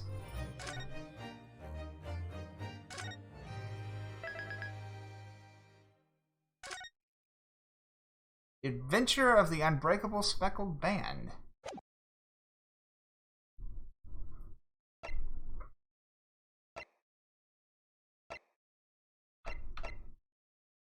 Adventure of the Great Departure, The Adventure of the Unbreakable Speckled Band. Oh. The Runaway Adventure of the Runaway Room, The Adventure of the Clouded Kokoro, The Adventure of the Unspeakable Story, The Hound of the Baskervilles. Okay.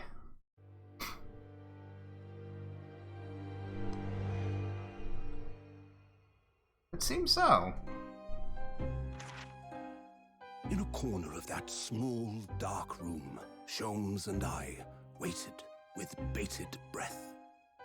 In time, there came from the ventilator a hiss and a soft, almost growl-like sound. Suddenly, Sholmes sprang into action, lashing furiously with his cane at a point in the darkness. "You see it, Wilson?" he yelled, his tense voice reverberating through the air. I raised my dark lantern's shutter, and the room slowly came into view. Sholmes was staring intently at one particular corner when he started whispering to me.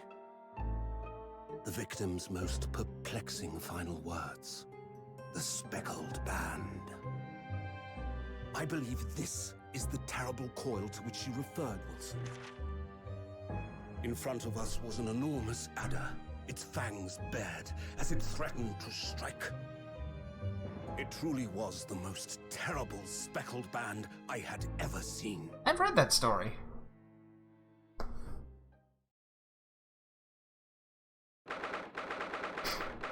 January 9th. On board the steamship Buryakasha.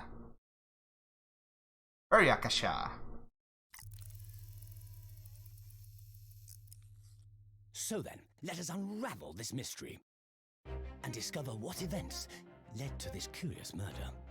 Pray, do excuse me. The cabin door was bolted from the inside when the man was killed. No marks to suggest the bolt was tampered with in any way. So, this would appear to be a locked room mystery. In his final moments, the victim scrawled a message on the floor. Almost certainly with the ink from this upset bottle. A Russian word. So the victim was a Russian man then. And the letters are well formed, suggesting he was compos mentis at the time. This is a most extraordinary script. And evidently not penned by the same hand as this message. In fact, I deduce it was written by someone of a different nationality.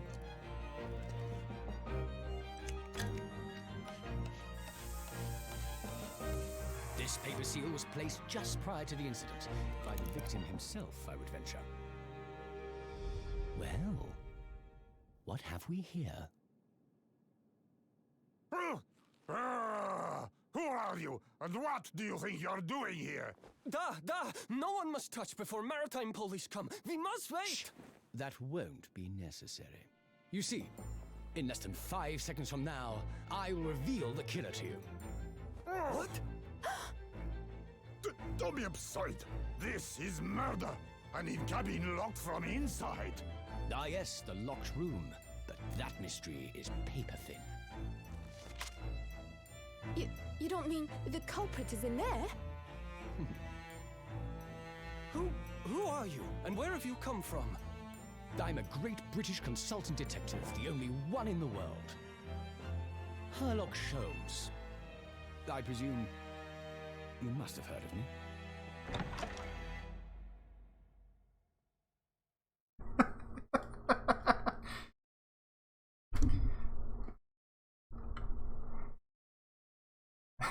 Sherlock Holmes. You know, at this point, Sherlock Holmes is public domain. You can actually no, I think that was part of the problem, because I don't think it's public domain everywhere.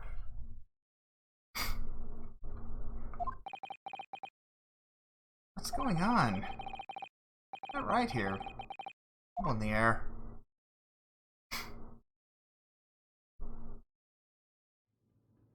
Yeah, that's probably true. Wait. I can't move. Ah, what the? Why am I in handcuffs? Dang that. Oh. We had to drag you out of the wardrobe. Do not believe how you could not wake up. You are a true cold-blooded man. You found me then. Ah, we found you. And now you pay, criminal. Accused of murder again, yep. How long are you hiding me in that tiny wardrobe, Sorry. Now you have been found. It is time to admit your crimes. Unless you want to find out how cold the ocean is, No, I'll tell you everything. There's only one thing I'd like to know from you. Oh, I'm sorry. There's only one thing I'd like to know from you. Why did you do it? Why did you take his life? Miss Susato. Wait. What did you just say? Take his life? Where is he? Where's Kazuma? Oh god, don't tell me Kazuma's dead!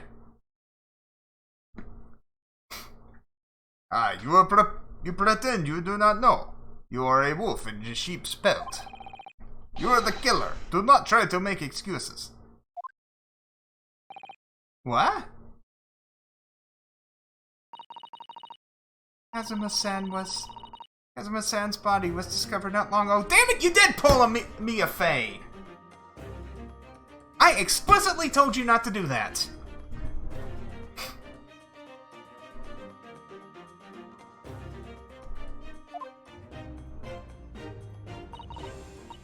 Here, in this very cabin, it was bolted shut from the inside. His body? Please, do not try to tell us you were doing this terrible thing in your sleep. Kazuma's dead? But he can't be. And these handcuffs. Surely you don't think I have to know. Why did you take Kazuma-sama's life? Answer me, please! No. No!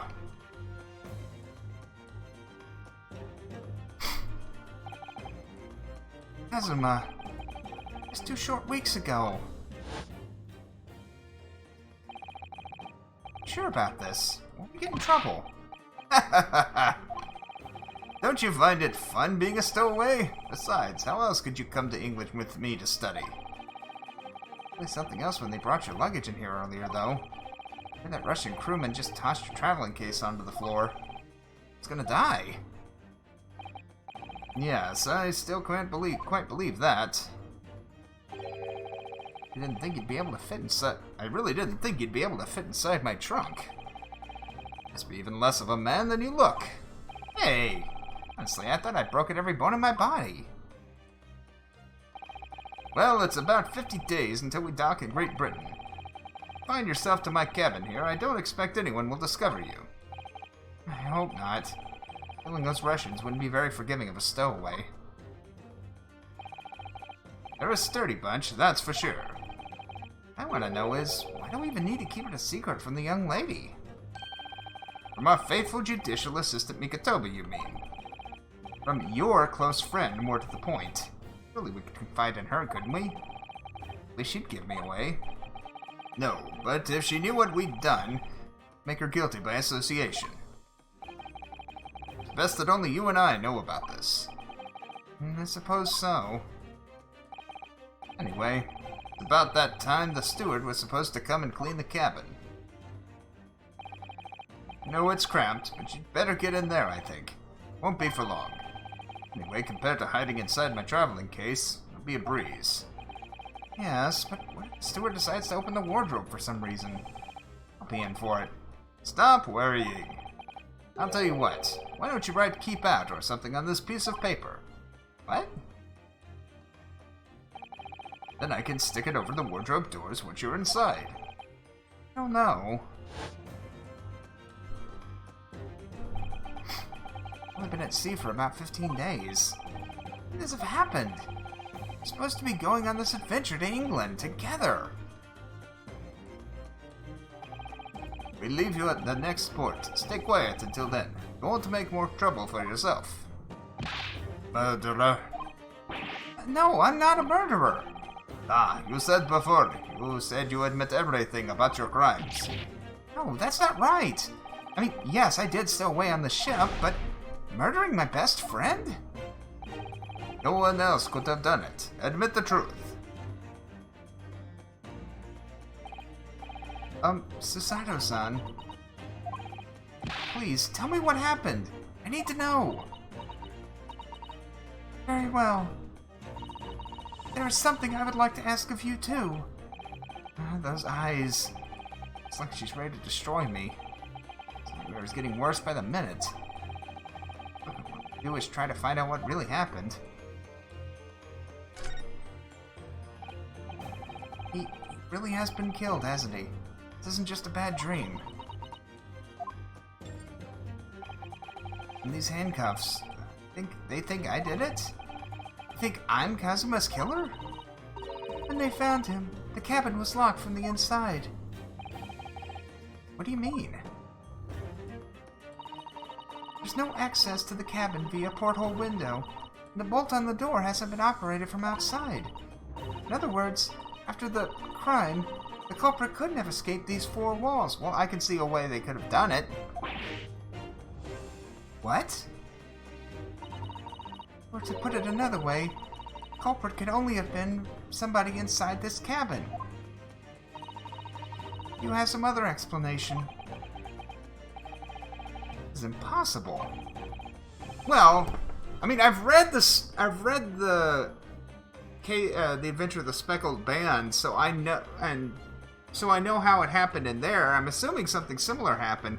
There's a venting grate above the wardrobe. Now, whether or not there's a snake involved, I don't know. Are you still going to deny the charge, even despite the circumstances? Because in that story, the way that the murder took place was somebody had trained a snake to, I think, at the ringing of a certain bell, to slither through a vent, crawl down a banister, and bite the victim.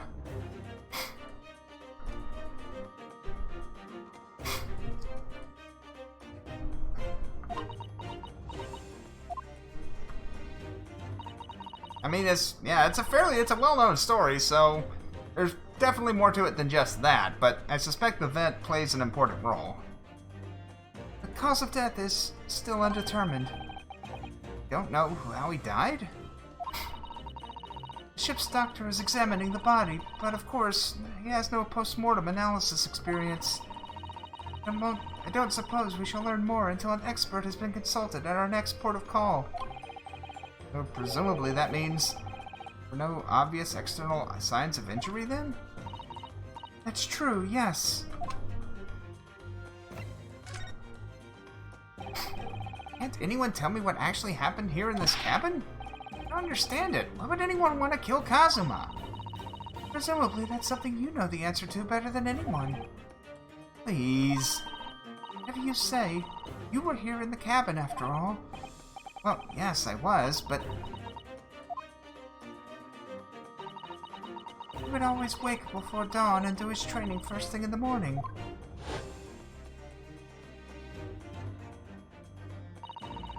He's waiting outside his cabin, as I have every day so far on this voyage. But this morning he did not come. I could sense that he wouldn't. That mean he was already dead when Susato-san arrived at his cabin door, I wonder? I knocked, but there was no reply. Then I started to become worried, so I went to find a member of the crew. The crewman forced the cabin door open. When we managed to get inside, it's Kazuma-sama, collapsed on the floor.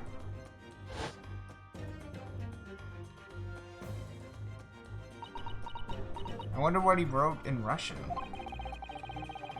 White tape there now shows exactly where he was found, I suppose. Would seem so. Although things do seem a little bit scattered, though that might be from them opening the door. That's a good question, actually. Maybe it's not Russian. Maybe it's upside down. Although it would seem unlikely that somebody would write something in their blood, or in ink, upside down as they're dying. He must have been asleep in the wardrobe somehow. I wish it wasn't the case, but it's just very hard to believe. It's all very hard to believe for me too, trust me. Now I've told you everything that I know, so it's my turn to ask you a question. Yes, alright. Oh, my head feels so heavy. Still throbbing like anything.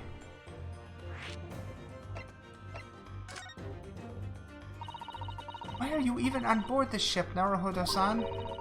You said something before about being a stowaway, didn't you? Oh, yes. I'm afraid that's true. It's 2 weeks since we left Japan now. I've been shut up in this cabin the entire time. I had no idea. But how could you have occupied Kazuma-sama's cabin for so long without him noticing?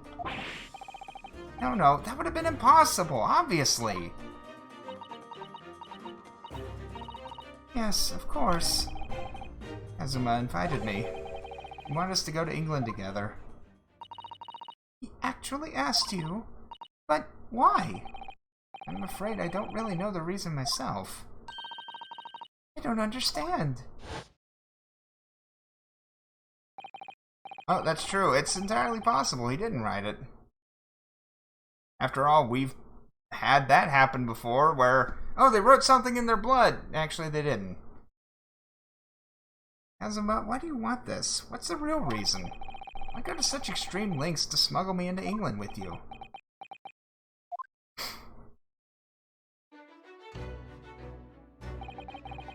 It's an idea that's been on my mind ever since the end of that incredible trial. I think I told you then, didn't I? That you want to become a lawyer yourself. Oh, yes, you did say that, but I didn't think you were serious. You have a talent for it. I can assure you of that. I never really thought about becoming a lawyer. Well, that's something you can decide for yourself. London is at the spearhead of cultural development, the center of the world in many ways. Can't be any harm in seeing such an important place with your own eyes, can there? Oh, no, definitely not. But on a personal level, if you were to become a lawyer, then what? Nothing. Forget it. What are you keeping from us? Kazuma-sama is was always saying the same thing, that he wanted to change the Japanese legal system. Perhaps he thought that he could do that with you. Yes, maybe. It's still bothering me a little. Look in his eyes, then. Darker than I've ever seen it before. Susato-san, I'm sorry we kept it a secret from you. By stowing away on the ship, I mean. If I know Kazuma-sama, I expect he was trying to protect me, to avoid me becoming guilty by association. That's exactly right, yes. We're perfect, in fact. If you are not the culprit, then tell me, what happened last night here in this cabin? Well, the thing is, I don't really remember. Kazuma brought me something to eat, just like he always did. And then I got myself into that wardrobe over there, just like I always did. That I fell asleep. Well, yes. So deeply that you didn't even stir when Kazuma-sama was killed? Well, yes. I know it sounds unbelievable. Really, I do, but it's the truth. If I'd woken up, then perhaps I wouldn't be in this predicament. For some reason, my head's still throbbing like anything. Really?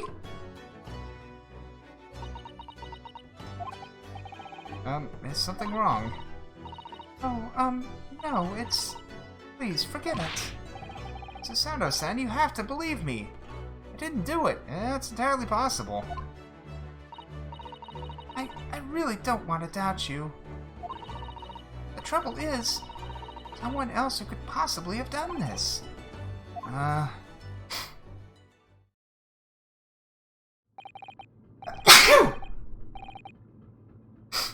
Kazuma, I don't understand. Why? Why did this have to happen? I can't take this. Don't try to go anywhere. You're the perpetrator of this crime. You can't leave. Can't allow that to happen. I'm sorry, but Kazuma was killed right under my nose here, and I didn't do anything to stop it. Now I'm supposed to just sit around, my hands tied, while whoever did this walks free? No, I can't allow that to happen. Well, what do you propose to do, then? Possibly so. I'm going to investigate. Find out exactly what happened here. To work out who took Kazuma's life, and how and why they did it. Sorry, you're gonna have to excuse me. Hi-ya!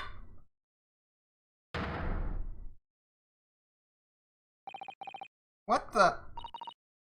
That was a Susato takedown. A Susato what? Which art form is that? I'm going to need you to prove it. Sorry, prove it? Yes, your innocence. I need evidence. But how am I supposed to... Have you forgotten already what you achieved just a few weeks ago? You successfully defended yourself in a court of law. Ah, I see. He's expecting me to present some conclusive evidence.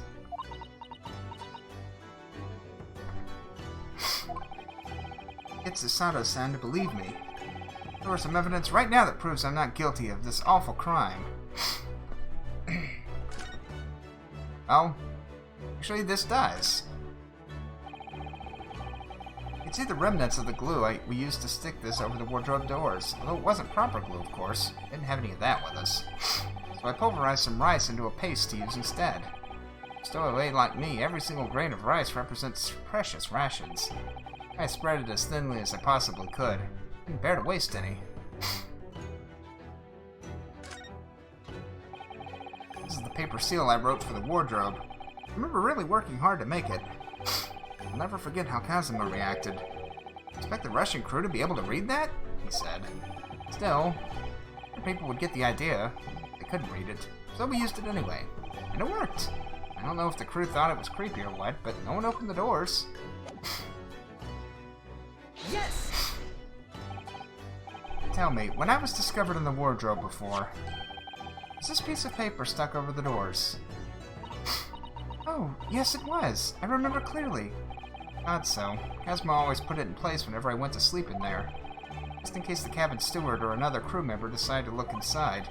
So, naturally, he did the same last night as well. Ah! Yes, of course! The gentleman who discovered you peeled that sign from the wardrobe doors before he opened them. If I were truly the culprit, I would have climbed back inside the wardrobe and stuck this on the outside of the doors on my own. Yes, that's quite true. In other words, possible that I killed Kazuma.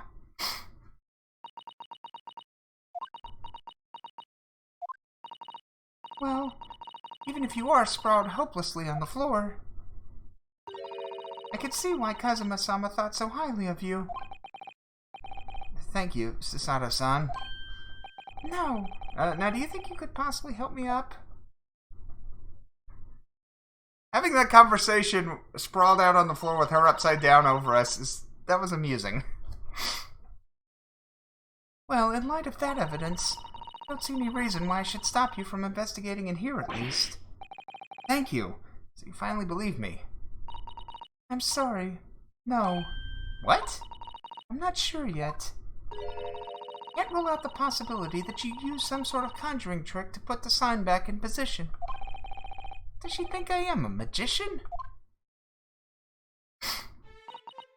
For now, I suggest you investigate as thoroughly as possible in here. I'll do the same. Alright, let's go to work, Susato-san. Please don't misunderstand me. I still have my doubts. Oh. I shall be watching you, to make sure you do nothing that might disturb the crime scene. I wouldn't want you using your conjuring tricks to destroy evidence, for example. Right. Well, anyway, I should make a start on investigating in here at least. Examine everything I can. So I swear, I will avenge your death.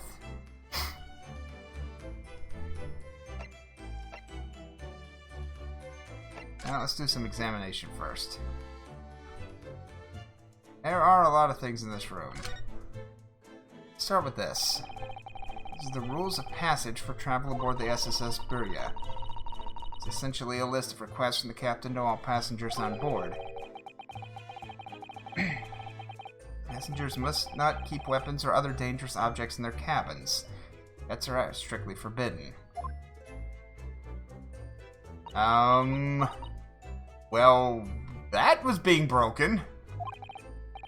What? Why are you staring at me? Oh, sorry. Just thinking.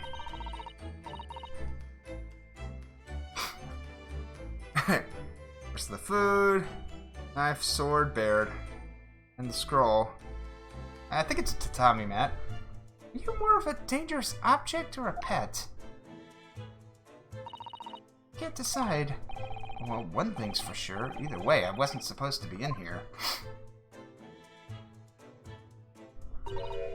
Oh dear, that won't do. Oh, what's the matter, Susato-san? Whenever I'm examining things, I always find myself so focused I forget to look around properly. Yes, that's not good. I don't suppose you're as foolish as me in that regard, are you, Naruhodo-san?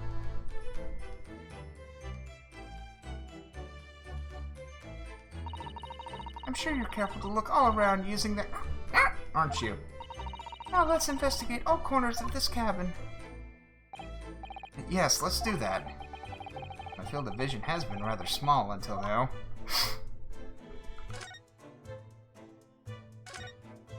Oh, interesting. It has a little check mark over things we've already observed. That's useful. Right. The books have fallen over on the shelf. They've toppled the same way. What's this? A statue of some god? And what's this? A statue of some god of the sea? Although he's fallen over as well. Yes, it's almost as if the whole shelf has been ransacked. Everything mown down at once. I wonder if... perhaps it was Kazuma-sama doing his morning sword training, do you think? I seriously doubt it. And perhaps...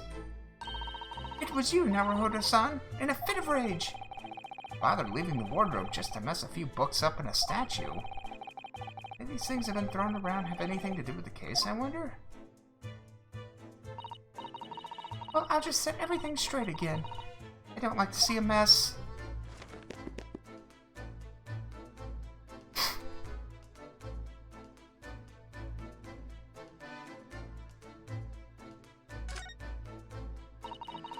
And I went out for help and the crewman forced the door open. This bolt had been firmly closed. Well, it's a small bolt and not particularly sturdy. It slides across to secure the door shut. Still, door bolted, there would be no way to get in or out of the cabin, that's for sure. No wonder everyone suspects me. Glares at me like that. I'll tense up. Tense all up and down my spine. I remember reading once in a detective novel. Culprit used a needle and thread to draw a bolt across from outside the room in a situation like this. Yes, that's a clever trick, isn't it? I'm an avid reader of detective stories myself. But the door of this cabin and its frame are made of metal, and they seal together perfectly. There would be no possibility of using that needle and thread trick here, I'm afraid. She's glaring at us again. No wax statue in the ceiling and the sword stuck into to pull the bolt after leaving. Yep. Glares at me like that. Pins and needles all up and down my spine.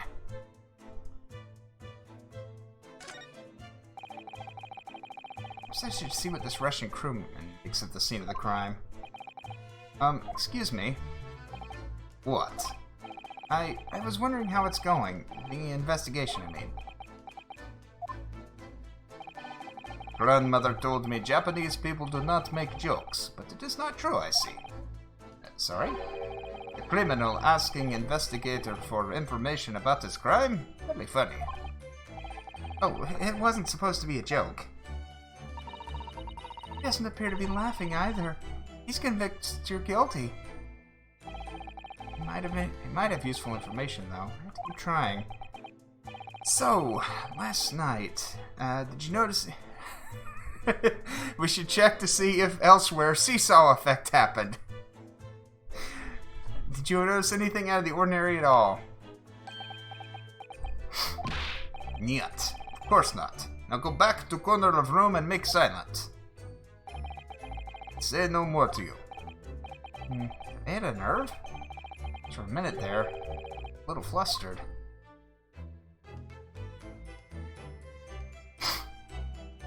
Wait. What was he flustered about? Let me reread. Let me go over that again.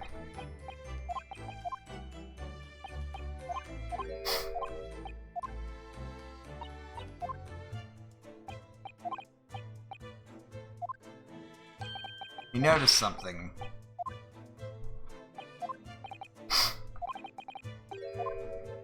Okay. He did notice something. Seigi. Japanese word for justice. The brushstrokes are straight and true, just like Kazuma. Yeah, I noticed that after I actually hit him again.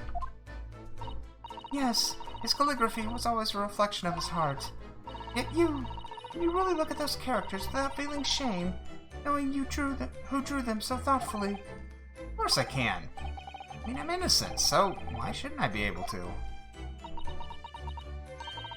Even though you stowed away on the ship? Ugh. You're gonna bring that up, are you? I can't win. Okay. There's a sword, which he shouldn't have had. That's Kazuma-sama's precious sword. He never went anywhere without it.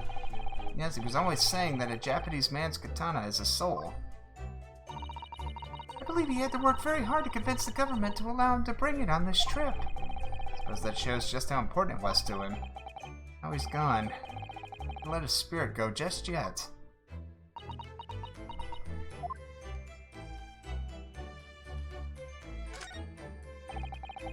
My dinner from last night, a roast chicken. It was really tasty. Yes, it was very delicious, wasn't it? But, did you eat it on the floor here? Not a dog, Susanoo-san. I ate at the table, of course. Which begs the question of when and how the plate ended up on the floor. Kazuma-sama didn't like chicken at all, did he? No, that's right, so he didn't touch it. And all the more for me. So yes, it is very, very possible that it was drugged. But he didn't eat it, we ate it. Oh no! Does that mean poor Kazuma-sama spent his last night on Earth with an empty belly? It's just too horrible. Now I suddenly have a guilty conscience and an achy stomach.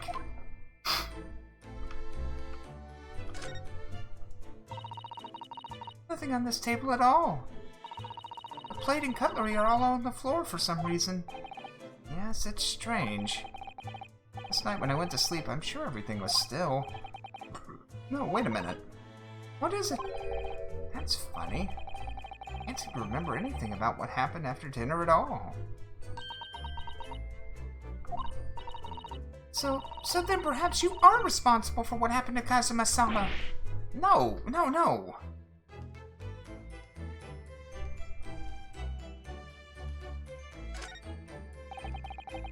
Okay, yeah, it's the same thing.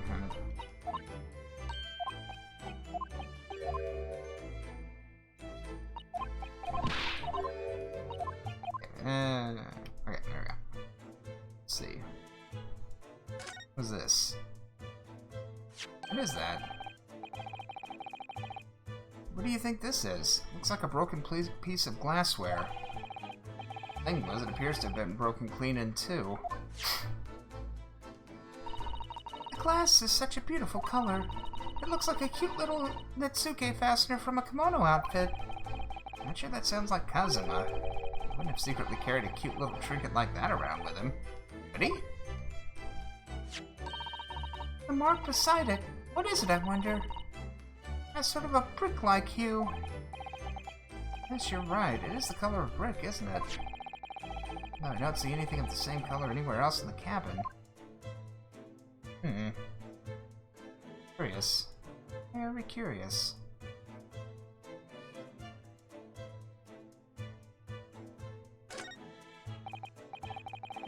Did Kazuma write that before he died? Looks like it's written in ink. He must have knocked the ink pot from the desk when he collapsed on the floor. Suppose he wrote this message by dipping his finger in the spillage. Oh, I'm sorry. Then I suppose he wrote the message by dipping his finger in the spillage. Poor Kazuma-sama. No doubt he was in terrible pain. Almost unbearable to imagine it. Because he was trying to leave some kind of a clue in his final moments, was he? Sorry, partner. Can't read your writing. I don't think that's Japanese, Naruhodo-san.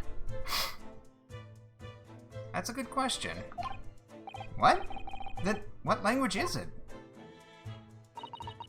Pains me to admit it, but I don't know. Not a foreign script I'm familiar with. What does it mean, I wonder?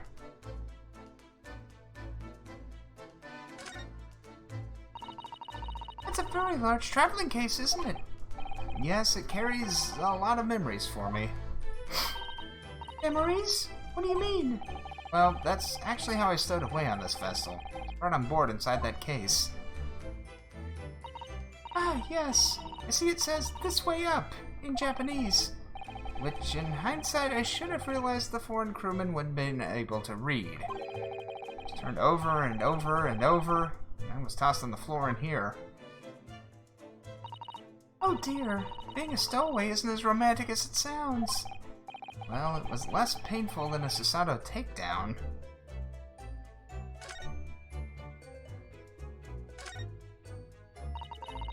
This is where dear Kazuma-sama would have sat whenever he was writing. London Diary. Kazuma didn't make it to his destination. It's as though his last entry is incomplete. Means what? In the middle of writing it when the incident occurred? What it says. Be a valuable clue. Ayya! That's out of the question! What? Kazuma-sama may have departed this world, but you must not read his private thoughts! Already got into a fight with the giant frog today, they both lost. But What if it's something important? Something relevant to the case? Alright, I won't read it. Come on, that's arbitrary. Poor Kazuma-sama. I don't like prying into people's personal matters either. In this case, isn't the need for clues more important?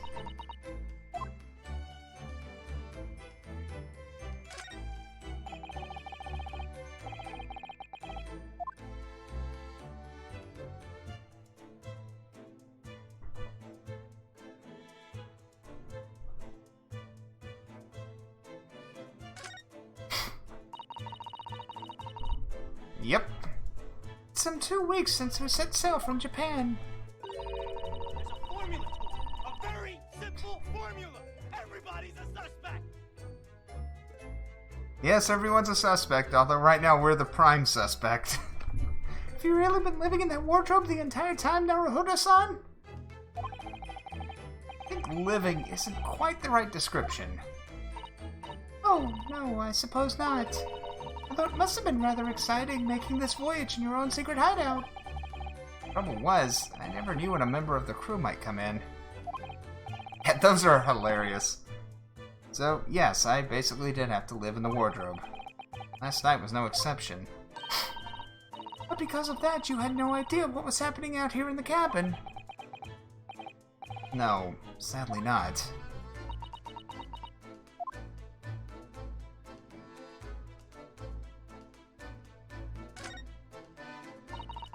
This is... yes, it's a bell cord contraption, I believe.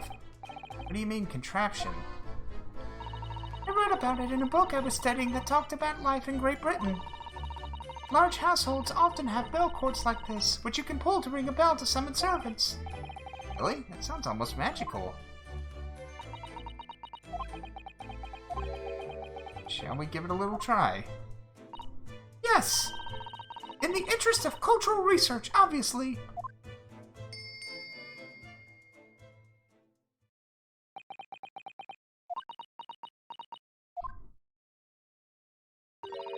I suppose nobody comes for lowly Japanese people. No, I'm sure it's just that everyone is busy, that's all. I think that's some kind of opening for a ventilator. A hole through which fresh air can circulate into the cabin. Isn't that a little odd? What do you mean? Well, this ventilator, that's what it is. It must connect to the next door cabin. Yes, it would appear to. You're right. Its purpose is to allow fresh air into the room. Really, it should be connected to the outside. That's true. Perhaps it's so that rain and spray don't find their way in when the seas are rough, or something like that? Suppose. Maybe that's it. Yep. And where did you come from, Herlock? Oh, 1 second. I heard an ambulance. I need to make certain it's not my neighbor.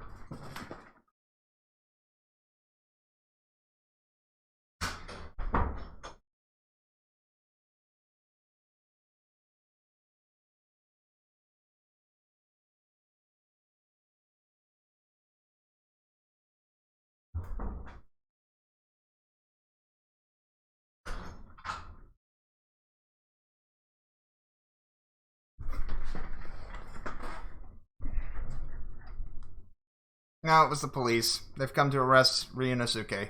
As far as I can tell, it looks like he might be European. Oh, how did he... You've noticed the man too, have you? No idea who he is or how he got in here, but he looks suspicious. Tall. Suspiciously tall. Naruhodo-san, don't tell me! You really not know who that is? Well, no. I don't have any foreign friends or acquaintances at all. Look like a member of the crew. Very unusual about him. Just in Kazuma's desk. He's playing on it. Can't tell. Well, in that case, we simply must talk with him. Just imagining it, or does Susanoo-san almost look uncontrollably excited? the way, I expect that you've noticed already. Just in case, if you press on people when they're in the crosshairs, you can converse with them. Alright then, I'll get that suspiciously tall gentleman in my sights and see what he has to say for himself. Oh, please do!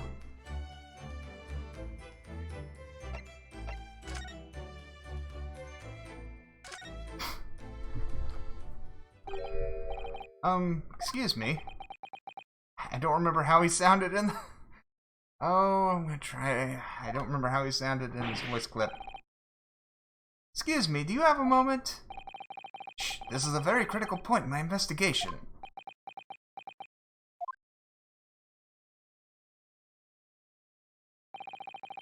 Maybe I should leave him alone. It's a little unfriendly.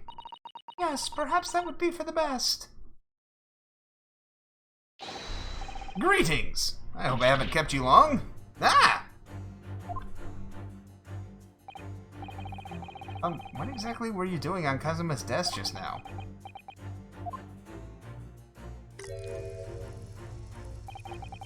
Ah, I see. Fascinating. Sorry, what do you see? Just looking right through me. Oh yes, everything is clear now. The train of reason has run its course. My deductions have crystallized. You have been in Afghanistan, I perceive. Just recently returned, if I'm not mistaken. No. Sorry, what? And now, whilst venturing towards foreign climes, you find yourself in a most troubling predicament. Oh, well, that's true at least. But how? How the deuce did I know that, perhaps? Really a most elementary deduction. Hardly worth explaining. Have you perhaps managed to deduce anything else? But of course, a great many things. There is no mystery, my dear madame. For example, have you fled your native land of Russia, being as you are a merciless revolutionary? You leave 16 victims of assassination in your wake, and you now travel to England to blow up the Crystal Tower. And when the beribboned occupant of this very cabin discovered your identity, you ended his life too. Yes, I believe that summarizes the facts beautifully. No need to hide the truth now. Nothing deceives these eyes. Just to be clear, you are talking about me, are you?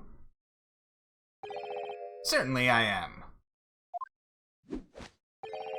Do you see another in this cabin who fits the bill? A Russian assassin with 16 victims to his name? I don't even see one person who fits the bill. So it's true. It was you who did this to Kazuma-sama. What? And you're planning a revolution too. It's shameful behavior, Naruhodo-san. Absolutely wicked. No, listen, there's no way I... Hiya!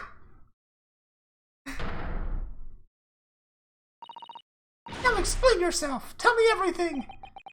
This is ridiculous. How could you do it? For pity's sake, open your eyes. I'm not a Russian revolutionary, obviously. Oh, forgive me. And as for you, what kind of a deduction was that? Just saying the first thing that came into your head. Ah, but was I not right? Whilst venturing towards foreign climes, you do find yourself in a most troubling predicament, do you not? Well, yes, maybe. Ha! There you have it, you see? What do you make of that, hmm? Well, to be honest, the ship is en route to England, and I'm in handcuffs at the scene of a murder, so I'm not really sure you could call it a deduction. It's more plain observation. Indeed, an observation, my dear boy, is the basis of all deduction. My method is founded upon the observation of trifles, you see. I announce my findings with a brassy certitude. And more often than not, I'm right. I don't think you introduced yourself. Ah, my apologies. How remiss of me. I am none other than the greatest detective of the century, known to men and women the world over. The inimitable Sherlock Sholmes. So, it's really you, the actual Sherlock Sholmes. The very same, the inimitable actual Sherlock Sholmes. You know this man, Susato-san? The most famous detective in the world? Naruhodo-san, of course I do. There's nobody who hasn't heard of him. What planet have I been living on, then? We must ask him what he's deduced. He will have worked out the entire case already, I'm sure. Really? I feel uneasy about this.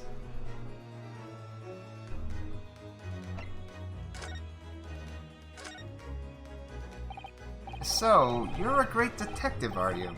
Sorry, what was your name again? Indeed, I am none other than the one and only Sherlock Sholmes. Oh, I see. You're German? Or Locke, was it? No, I have no hair. I mean, I have hair. Please, call me Sholmes. You can read all about my exploits in this exciting London publication. Oh yes, Ranst magazine, full of wonderful short stories and interesting articles from Great Britain. I never miss an issue. I have it sent from England especially. Yes, here it is. The Adventures of Sherlock Sholmes. So, you're the protagonist in a series of short stories, then? Indeed I am. And you've read so many of your own stories, you're starting to think you really are a detective?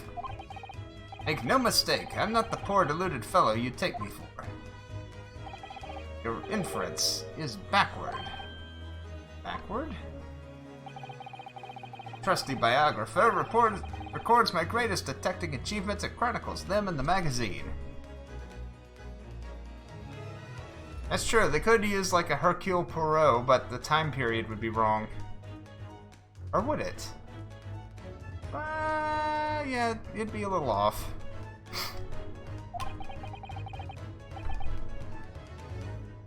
You have a biographer, do you? Doesn't everyone? Mine goes by the name of Dr. Wilson, presently keeping shop in London. Dr. Wilson?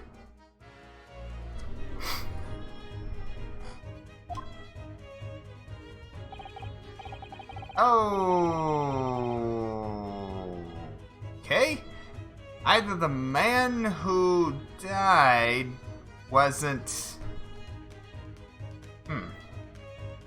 Although then again, Poirot is Belgian, isn't he? But anyway, so either the Dr. Wilson in Japan is not the real Dr. Wilson, but someone pretending to be him, or Dr. Wilson's actually been in Japan and not in England. Interesting. I must say, thanks to that publication, I've been fantastically busy of late. Why, this very moment I'm returning from Asia, having solved the mystery of a cursed royal crown. Really? Work out whether I should take this man seriously or not. Deduction, you see, is to me a science, logical reasoning in its purest form. A science? Really?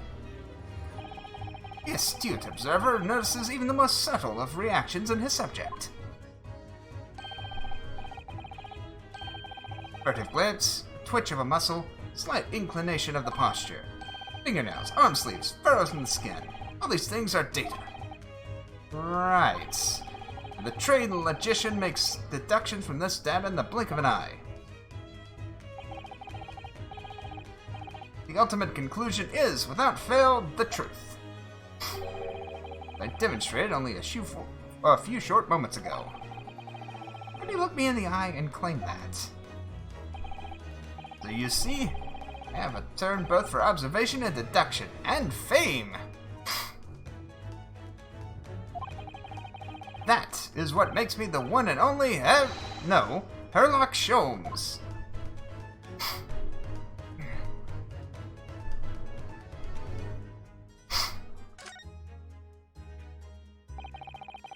You managed to deduce anything about this particular case yet? I'm iffy on whether or not he's even gonna come up with... I don't think he's gonna come up with correct deductions.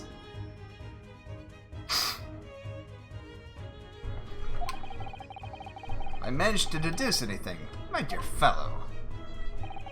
Who do you suppose discovered the culprit in his most cunning hiding place? That's right. It was none other than the great detective before you now, Mr. Herlock Sholmes. Ah, I see. In other words, I'm in these now because of him. When I became anxious about Kazuma-sama this morning, I summoned all of the crew members to force the cabin doors open. And I concealed myself amongst their number, gaining entry to the scene of the crime.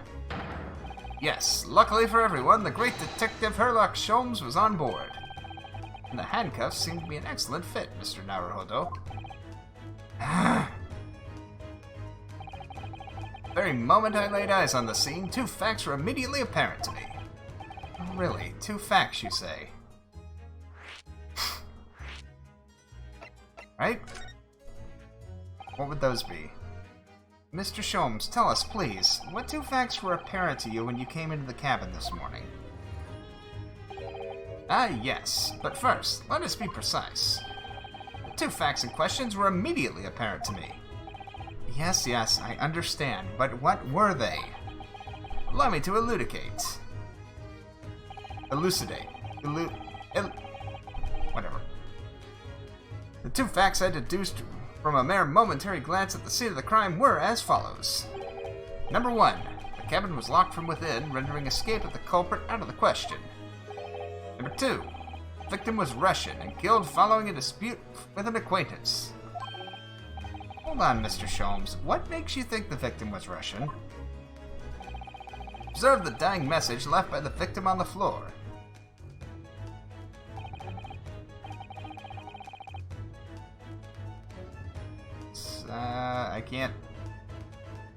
I don't speak Russian. That is the Russian word for wardrobe. Do you really think Kazuma-sama could have left a dying message in Russian? In their final moments, many find their native tongue filling their head. For this young man, Russian. Kazuma was Russian, was he? Initially, I considered Garderob may be the name of a killer, a certain Robert Garde, perhaps. Then, in the interest of thoroughness, I decided it would be wrong not to look inside the wardrobe there, at least. Where you found Mr. Naruhodo sleeping soundly. Quite so. I found you, the renowned Russian revolutionary killer. Why is it that I'm Russian, too? I observed that you were wearing the same attire as the victim. In other words, you were acquainted. If memory serves, that outfit is the traditional dress of the Russian people. Our school uniforms are the traditional dress of the Russian people? I had no idea. And I had no idea a detective could get something so wrong. I took a photograph of the victim and the message that I might analyze for possible hidden details. She's gonna be such a Maya. You know she's gonna be such a Maya. This was taken immediately after the young man was discovered, before the body was removed. Yes, Kazuma had already been taken away when I woke up. The first time I've actually seen him like this.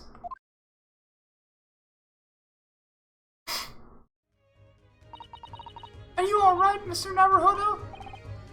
Oh, yes, thank you. Photograph has been entered. We can tell he's dead already. His banana's not fluttering. True. Can I ask you something, Mr. Sholmes? What, pray? You mentioned Russia before as well, didn't you? You know, when you said I was a fearsome revolutionary fleeing from Russia and all that? Yes, the train of reasoning that led me to the truth. Do you mind explaining that train of reasoning to me, do you think? Certainly, if it interests you. I'm not Russian, and I don't speak Russian.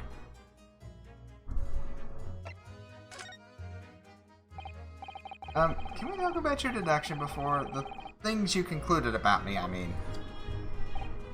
Ah, the now famously accurate, troubling predicament you find yourself in. Actually, it was the other details that I was more hoping to discuss. You know, the merciless Russian revolutionary and assassin of 16 part? Ah, yes, the more sordid details. It was a fairly commonplace deduction. Here we have this morning's paper. The main headline reads, Revolutionary Villain Bolshevik flees Russia via Shanghai. This vessel made a port call at Shanghai yesterday, and last night the young Russian was murdered. Since when was Kazuma a Russian? It sounds like Mr. Sholmes has concluded that he was Russian because of what Kazuma-sama wrote on the floor. It was a simple act of reasoning to realize that the culprit of this crime was the same merciless revolutionary. One who would kill the very man who helped him to escape after his true identity was discovered. Yes, you, Violent Bolshevik. No, how could it possibly be me? I don't look anything like this man. Just look at his face. Well, you are a fearsome revolutionary after all. Therefore, you have no doubt learned to revolutionize your appearance as well. Ah, please. And, I might add, your name does not appear on the ship's passenger list. Need I say more? Well, that's because I'm a stowaway. What about the other details? The 16 victims of assassination and blowing up the Crystal Tower. Ah, yes. The journalist clearly interviewed the man and printed all those particulars in the article. The deeds the man has perpetrated thus far and those he is plotting. Yes, everything about this revolutionary Bolshevik was included. There can be no mistake. Do revolutionaries usually agree to interviews with newspaper reporters, I wonder? What about the part where you said I was just returning from Afghanistan? Also, quite clearly stated here in the article. Bolshevik was recently returned after a period of subversive activities in a war-torn region of Afghanistan. Where even is that, anyway? This Afghanistan place. Here, take the paper for yourself. It's a little memento of this great deduction. Oh, thank you. I've absorbed all that is of interest to me within its pages. I see no rubbish bin nearby.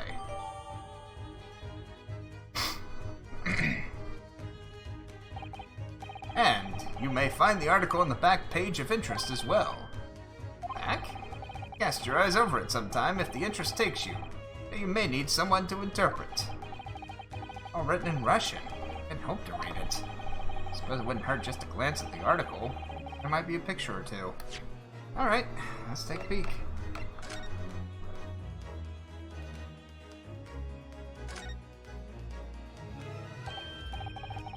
This is interesting.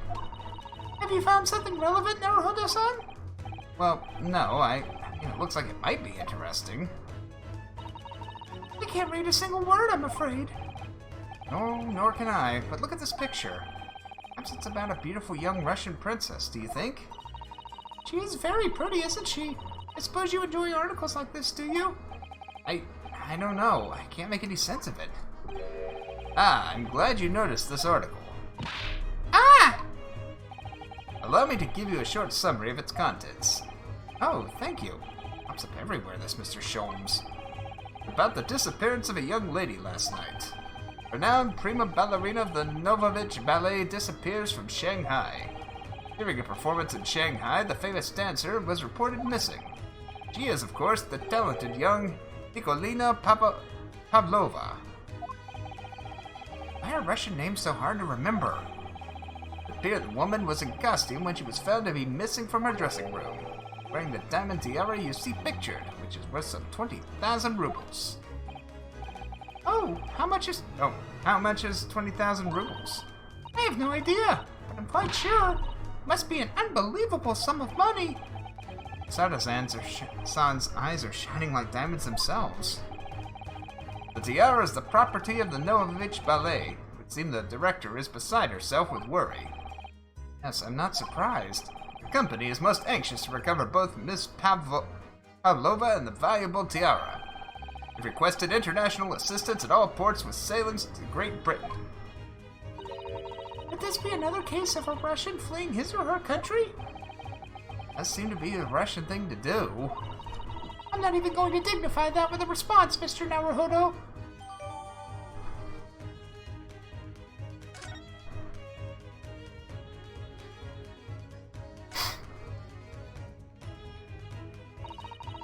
I'm afraid I can't read a word of Russian. No, me neither. No idea what any of this says. The pair of you floundering is a sorry sight. Allow me to offer some assistance. The article on the front page of this newspaper is concerned with a fearsome Russian revolutionary. It reads, Revolutionary Valen Bolshevik flees Russia via Shanghai. Yes, you told us of that before. It reveals also that those who see the man's beard with their own eyes never live to tell the tale. Oh my goodness, he is fearsome. Well, presumably the newspaper photographer was alright, wasn't he? The solution is obvious, of course. If he despises his beard to that degree, he only needs shave it off. I'm not quite sure that's the problem, Mr. Sholmes.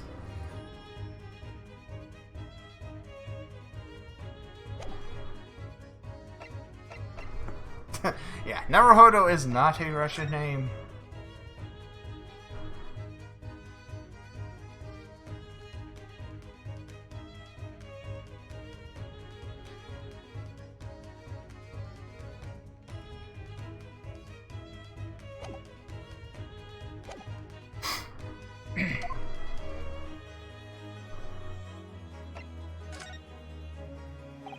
Before we started talking, you were examining Kazuma's desk, weren't you?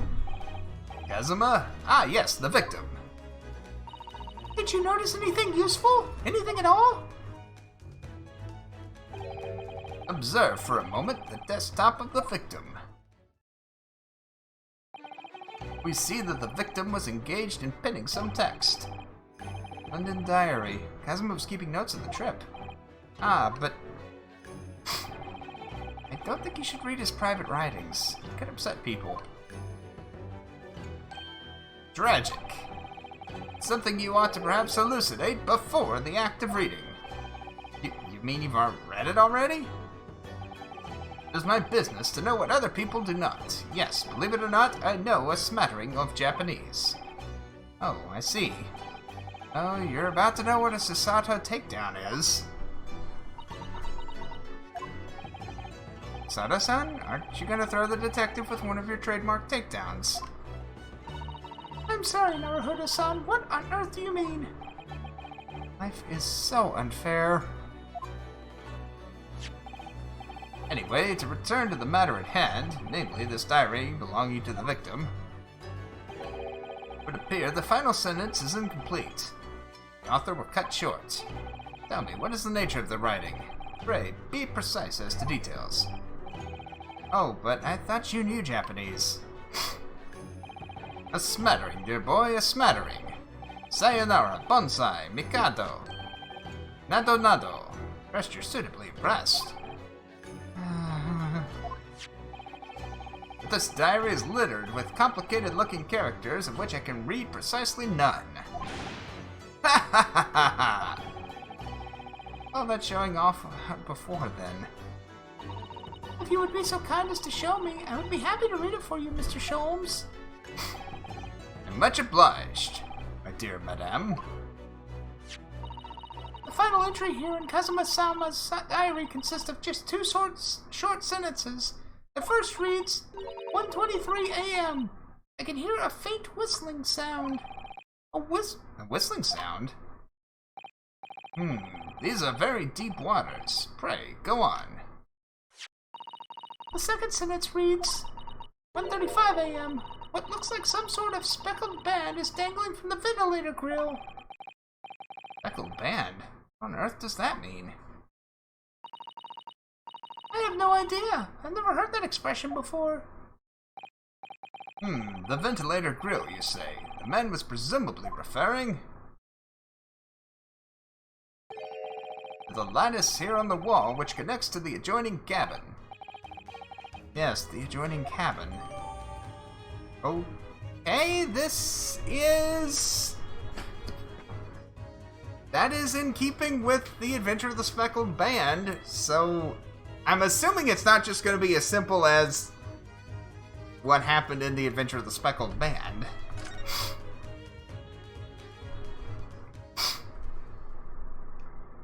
Since they already kind of told us that. So, I believe I've given you enough to consider for the time being, at least.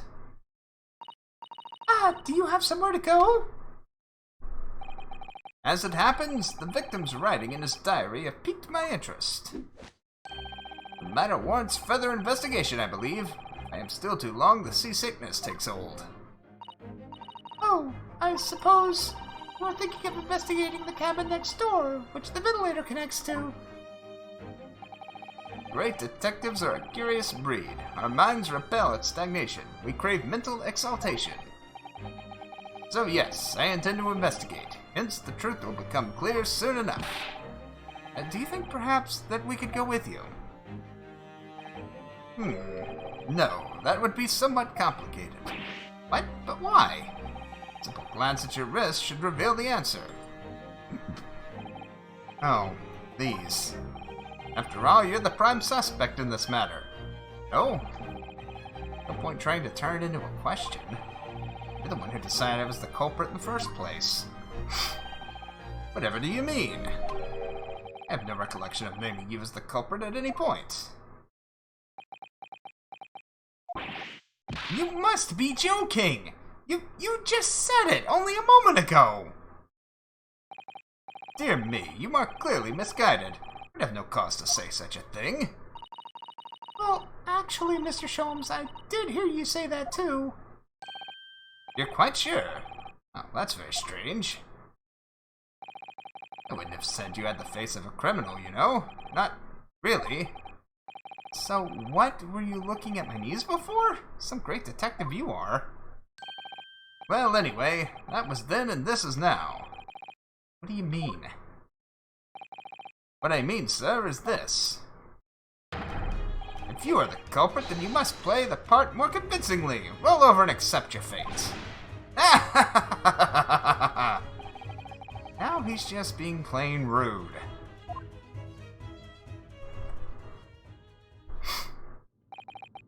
And off he goes, having just laughed in my face. Humor's as twisted as his name. Naruhodo-san, what are you just standing there for? We must go and investigate the cabin next door as well. Aren't you forgetting something? How about these? Hiya!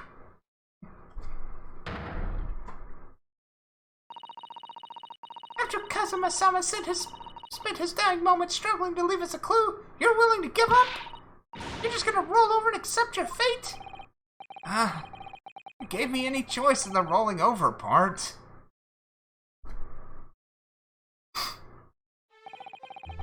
I think we still have some investigation to finish off in here first, don't we? We're not examining what we can in this cabin while we wait for a chance to slip next door. Good idea. The situation doesn't look good for me. There are still things I can do to help myself. I want to Kazuma to do everything I can to find a way out of this, and bring the real culprit to justice.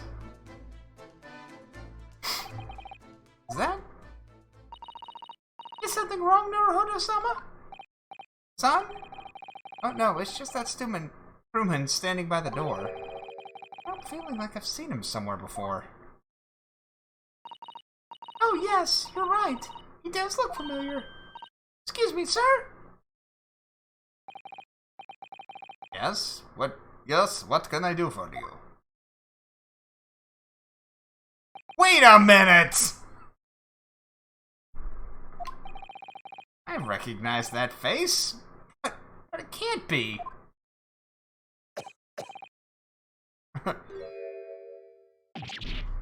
It is! I didn't know you were here, Inspector Hosonaga.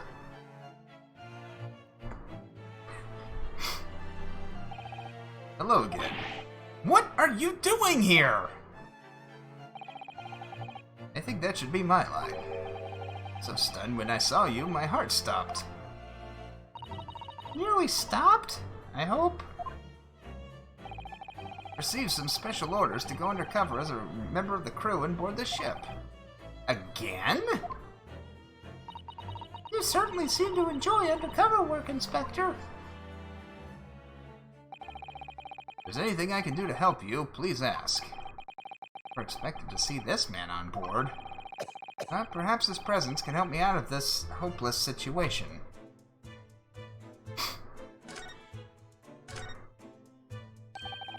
So what are your special orders this time, Inspector? Yep. He was the waiter. Yes, and why are you dressed as a member of the crew?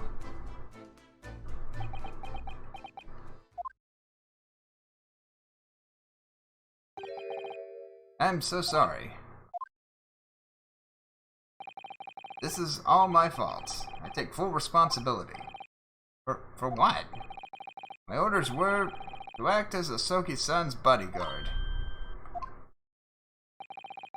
The Minister of Justice Jigoku, who pushed for this overseas study tour to go ahead. And he entrusted me with ensuring that Asogi-san reached Great Britain without being assassinated. Assassinated?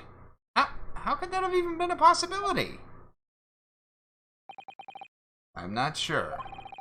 These are complicated times. There are tensions between the world's great powers. Mr. Jigoku said we should be prepared for all eventualities. This is incredible.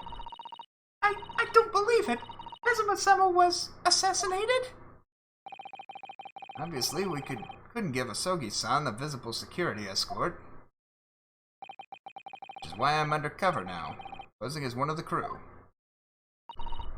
I see. I didn't take my eyes off of him the entire time we've been on board, from morning until night, every day. I never imagined it would happen here, in his own cabin, not here on the first-class deck.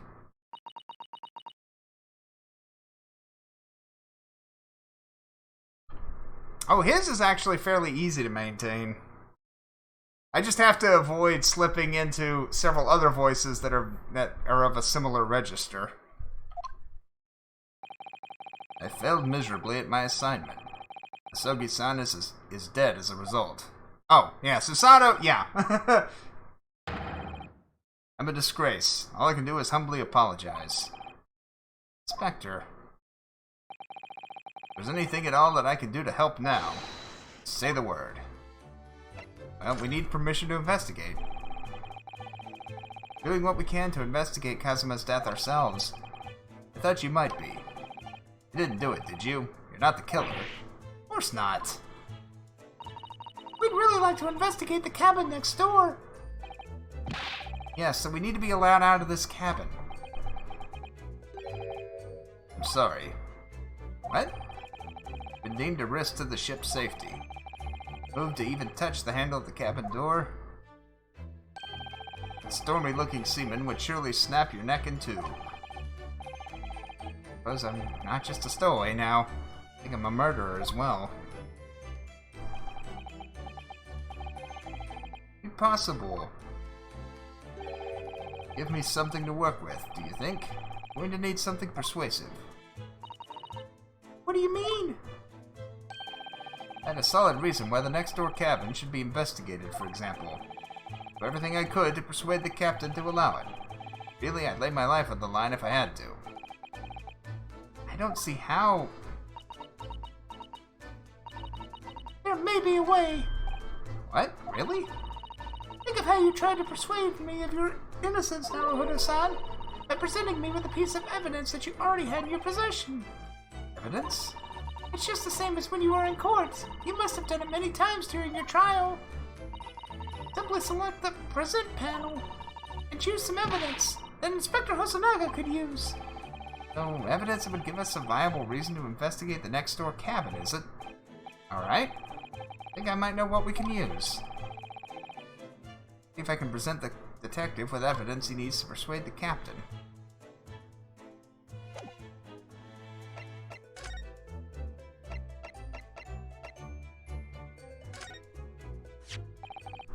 What's that? Kazuma's diary. That would be funny. Just before he died, Kazuma-sama wrote something rather strange in his diary. Strange? In what way? He wrote, "What looks like some kind of speckled band is dangling from the ventilator grill." Speckled band? That is strange. Yes, we're still trying to work out what he meant by that. What I'd like to know is... Don't tell me. Ventilator, is it? You're very astute, Inspector. That ventilator clearly joins to the next door cabin.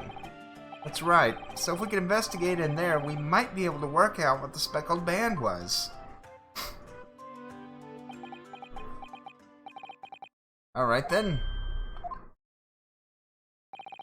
Can't leave this cabin at the moment. Stuck here until we arrive at the next port. Captain has given me strict orders to guard the scene of the crime, you see.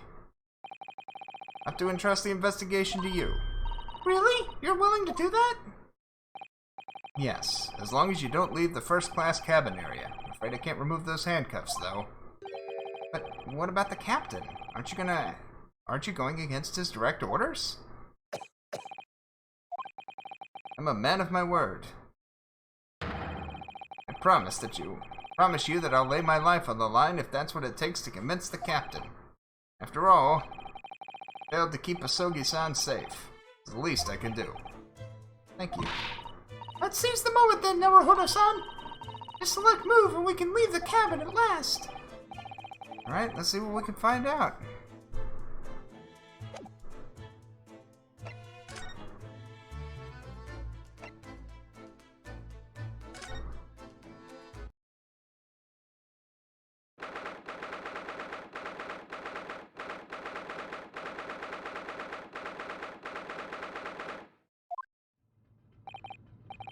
Oh, finally out of that cabin.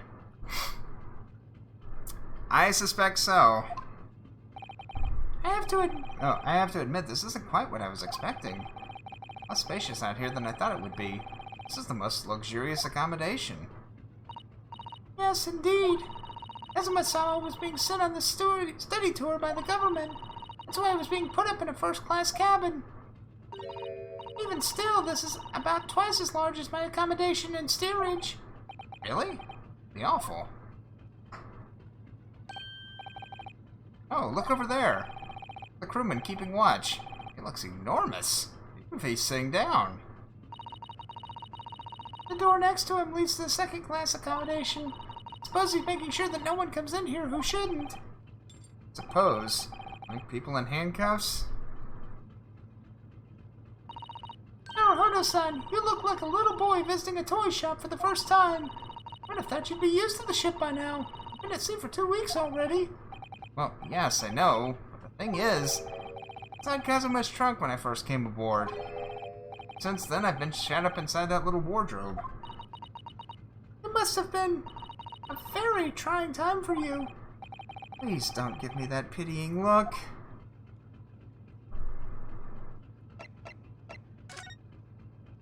Okay, we've got lots of stuff to look at. Let's look at stuff. What is this? Is this mousetrap?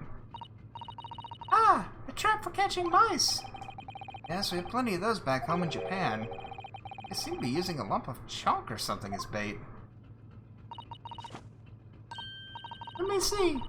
Yes, I think that's what is called cheese. It's made from the milk of cows. Cheese? What that tastes like? You can't eat it, Naruhodo-san. The trap will snap shut on your fingers. Really? But, I suppose you're right. You weren't actually going to try it, were you? All I've had to eat for the past couple of weeks is Kazuma's leftovers. I don't know how hungry I've been in that wardrobe. Poor you. I'll find a little snack for you later.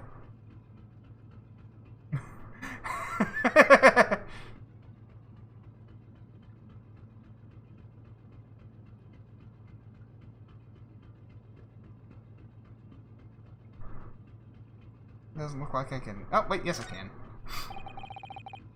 What do you think this is? It's a pleasing shape, is it? That's the emergency alarm. It's probably best not to touch it. Oh, an alarm. It says, press only in times of emergency. Looks as though it sets alarm bells ringing all over the ship. Brings the vessel to a complete stop. Oh. I have to. What are you doing, Naruhodo-san? You mustn't touch it! This is an emergency situation. Just look at these handcuffs. You know full well that's not what the alarm is for. If you were to bring this vessel to a standstill for no good reason, you'd be in an even worse situation. I wish everything would just stop. The ship included. If you have to do something foolish, at least make it something that doesn't affect anyone else. Glances longingly at the cheese. Looks like a plan of the SS Burya. There's each deck. Look. The Burya is a large-scale steamship with a triple-skinned hull. What a marvel of engineering! Oh, hey, good job. That's been playing on my mind for a while now, actually, but how is it that such a huge lump of metal doesn't just sink to the bottom of the ocean? Oh, that's really quite simple, Naruhodo-san. It is? Well, consider the Japanese archipelago. Islands of Japan? Yes, they're not metal, but they are enormous lumps of earth, many, many times larger than the ship. They don't sink, do they? They've been floating happily on the sea since the gods created them. Well, I suppose so.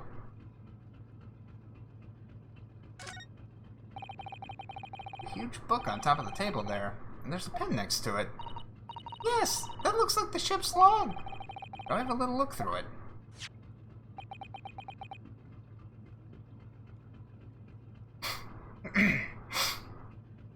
Look through the Plunkwoods, the areas, linear, and Mr. Easter Egg. Such a shame I can't 100% the game anymore. Can you just redo the year? Never 100% it. That's a huge shame, huh? But never. The writing is so neat and precise. Every detail about the voyage has been meticulously recorded. You wouldn't expect a rough and ready sailor to have such beautiful handwriting. And nothing. No reaction at all. I might appreciate the compliment.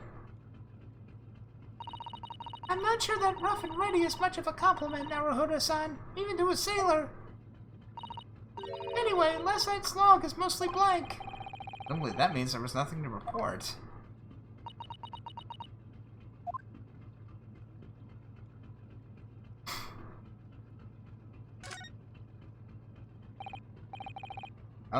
Excuse me, but could I ask you something? You little stowaway meddler! That wasn't a good start, was it? Alright, let me try instead. Good day, Mr. Sailor. I'm so sorry to trouble you, but could I perhaps ask something of you? You little third-class lady's maid? Oh. Seem to have caught the sailor on a bad day, Susato-san. I am not sailor. My mother gave me name. I am senior crewman Biff Stroganoff. Beef Stroganoff? Ooh, the best thing is to just avoid eye contact, I think. I don't remember. Did it say? No. We didn't get a name for the other guy.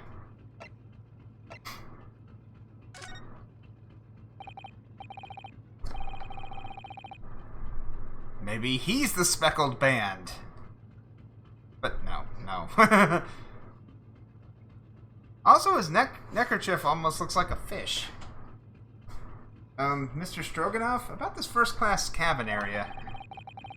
Here we are on the finest part of Burya steamship for very important persons. Sort of very important persons. Government officials, kings and queens traveling in secret. Many important persons. That is why I am always guarding this place. Gosh, that's amazing.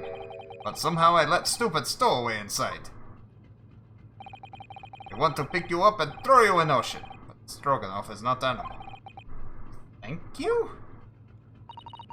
If I may, I was wondering, is the cabin next to Mr. Asogi's currently occupied?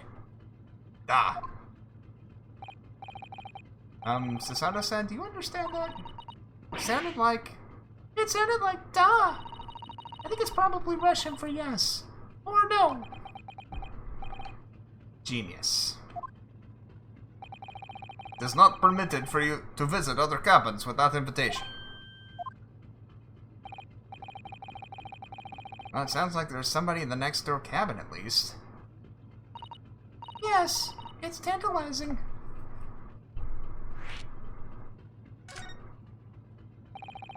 Could you tell us who's traveling in the cabin next to Mr. Asogi's? His name is Mr. Grimsby Roylott. He's a very important Western gentleman. Western gentleman? Do not think about it. He has nothing to do with the murder of student boy. How can you be so sure about that? Mr. Roylott is authentic Western gentleman. Such a man would have no interest in lowly student from insignificant Far East Islands. That was harsh. Could you tell us when Mr. Roylott came aboard? It is not your business. Come to think of it, even though we've been at sea for 2 weeks now, I've been in Kazuma's cabin the entire time. Once heard anything from the next door cabin. Felt like there's anyone in there. Well, presumably, since this gentleman is occupying one of the first-class cabins, he must be rather important. Is that right? That is not your business. Okay. Yeah, straightforward. Give him that. Are you on watch here all the time, Seaman Stroganoff? Ah, all time. So criminals like you cannot come in or get out. I wonder, did you tell us anything about last night at all? Sad about student boy. Were you on watch last night as well? Of course. And did you notice anything at the time? Anything unusual? Yet. Susato-san, did you understand that? It was clearly a no. I saw nothing unusual. Nothing at all. Didn't hear any strange noises. Sense anything was wrong in some way. He's looking to the side. I said no. Sorry. So sure. I sworn that he wouldn't catch my eye for a moment there.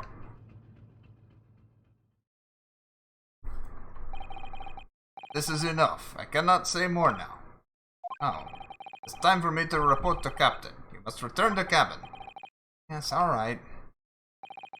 Bulkhead to second-class area is staying locked at all times.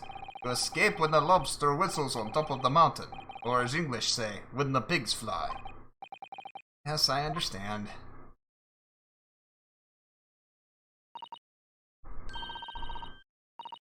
So I've heard. Good. Now we can investigate this area properly, shall we? Definitely.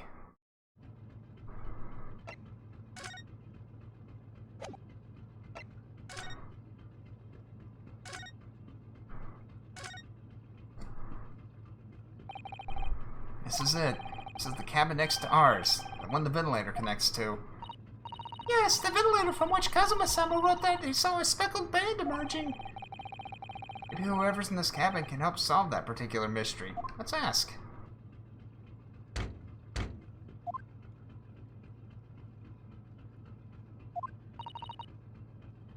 No answer.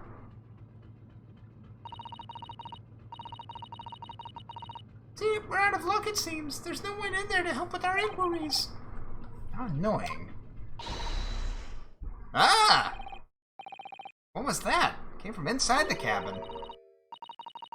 Such a high-pitched scream. It must have been a woman. Stand aside. I'm about to break the door down. Mr. Sholmes! I shan't be stopped. When the fit is on me, I revel in kicking doors off their hinges. Please, wait, Mr. Sholmes. Door doesn't appear to be bolted. Doesn't? How the deuce can I dispatch this muscular urge? What, pray, can I kick? I think we should go in. There's no time to think about stress relief.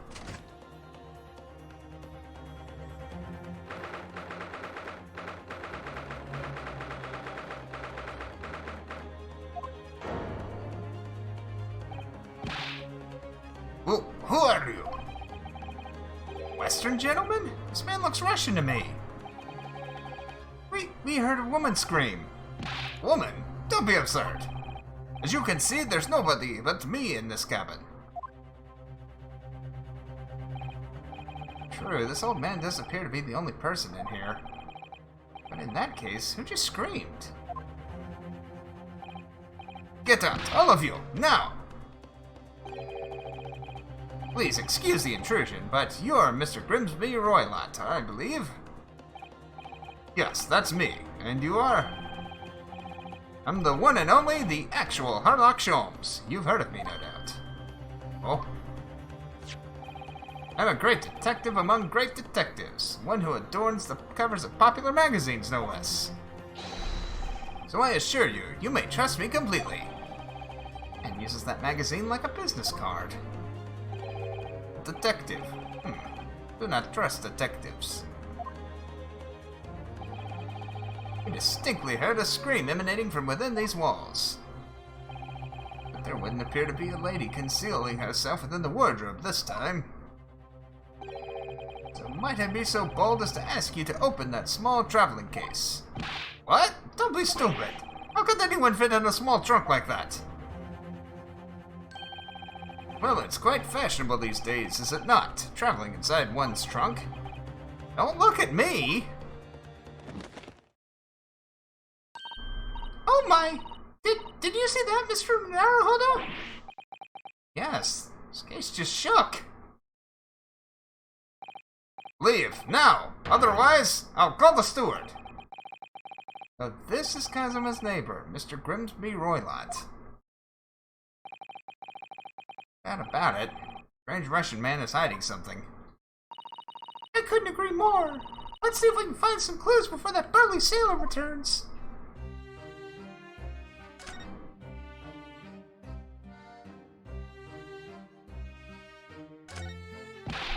What do you think you're doing? Ah! This is my cabin. Get out! Could we just have a quick look inside your traveling case, perhaps? No.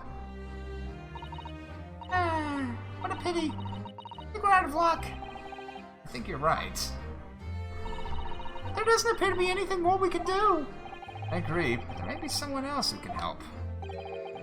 Perhaps that great detective could get somewhere with Mr. Roylott. What are you doing? Do you have a moment, please, Mr. Sholmes? You need only address me as Sholmes. That's what I just did, isn't it? Well, Mr. Sholmes, what were you doing in there? Why, I was resting, of course. Resting? Indeed, I was contemplating our sea voyage from the confines of the wardrobe whilst waiting. Waiting for the inevitable time, you would need to call my great powers of detection into service. Oh! It would seem that the hour is upon us now. The time has come. I'm mistaken? Well, no, actually you're spot on, for once. Observe closely. Our Russian host has in this cabin, Mr. Roylott is clearly trying to hide something. Do you know what is the most effective weapon to use against a Russian hiding a secret? Why, the truth, of course. I was gonna say, if you say vodka, it should be pointed out that such methods are not exclusively for the Russians. Right. Can you imagine how the Russian will react when the secret he guards so closely is exposed? I'd like to witness it. Oh yes, please! Well then, what you're about to see may well astound you. For I am about to apply my great detective's greatly admired great deduction to the case.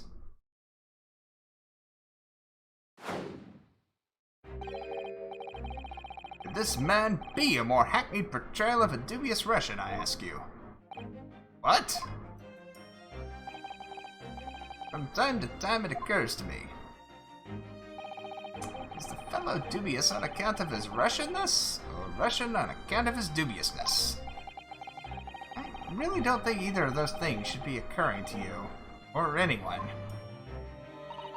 That's right, Mr. Sholmes.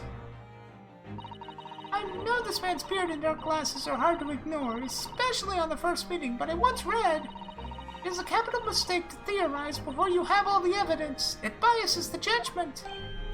Shh! I must have complete silence. But what are you doing? Why are you peering at my face like that? Ah, just as I thought. Yes, I have quite made up my mind now. There can be no other explanation that accommodates all the facts. Mr. Roylott, I have reached two incontrovertible conclusions. I want to look at something real quick.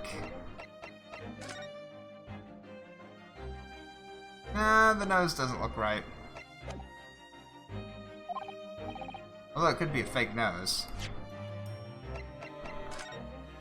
That is not the right shape.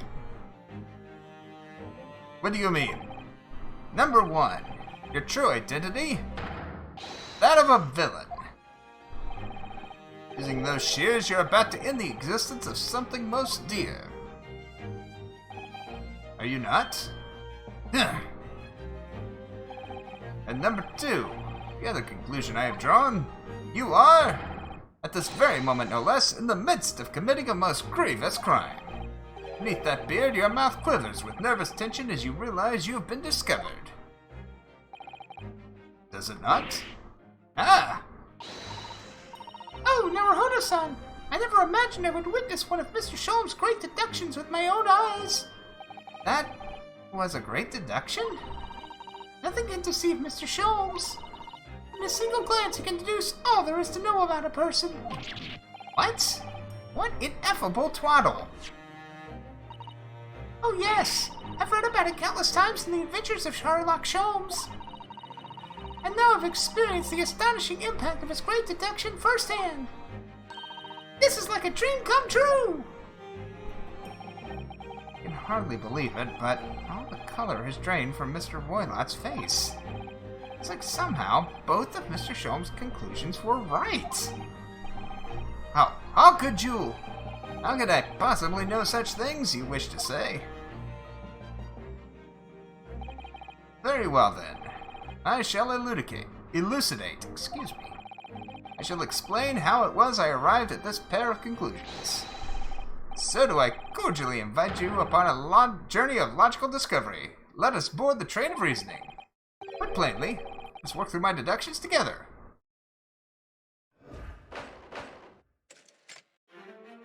This feels like it's combining a bunch of different things from all the other games.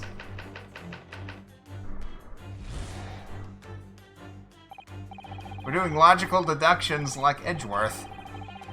So, the dubious-looking Russian, Mr. Roylott, obviously what catches his eye, the eye in the first place, is the enormous pair of shears in your hand. Now we ask ourselves, what could you possibly want with such an implement? The answer, of course, is staring us in the face. You were on the verge of using the shears to cut away that copious beard you sport. Now, moving on. Question then begged is, why would you desire to rid yourself of this magnificent beard, Mr. Roylott? Once again, the answer is plain. We have clear evidence to shed light on the matter. Regard, if you will, this morning's newspaper, in particular the fascinating front page article, which it would appear you have read also, Mr. Roylott. I'm sure it needs no further clarification. The evidence that reveals your true identity is the article about the revolutionary. In translation, the headline reads, Revolutionary villain Bolshevik flees Russia via Shanghai.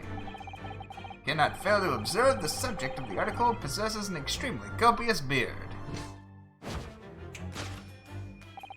Having noted the article yourself, you decide to remove your incriminating facial hair before it gave you away. Showing your true identity is beyond doubt. You are the fearsome Russian revolutionary himself, Villain Bolshevik. Not that I've heard of you myself, you understand.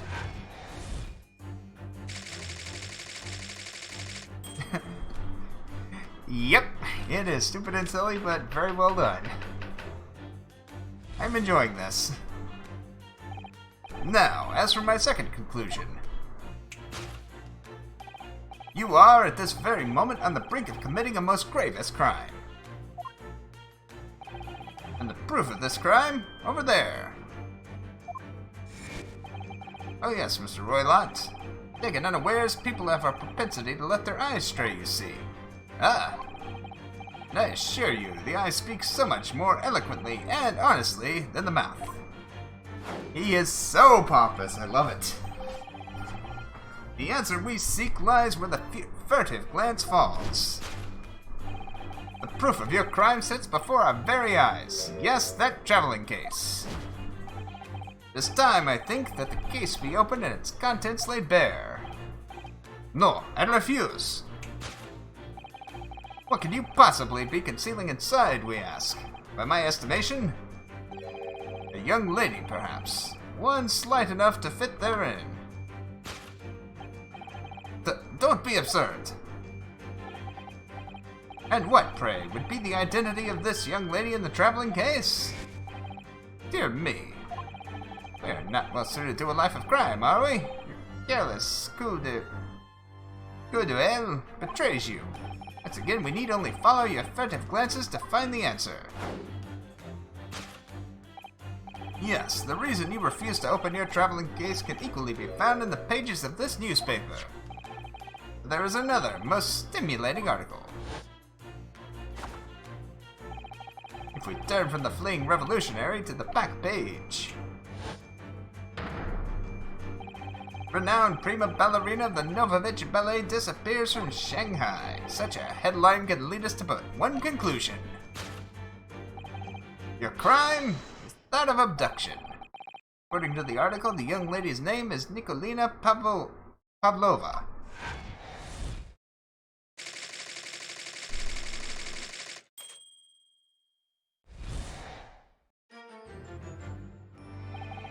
Thus concludes Sherlock Sholmes' great detection of this Russian enigma, Eleminsky.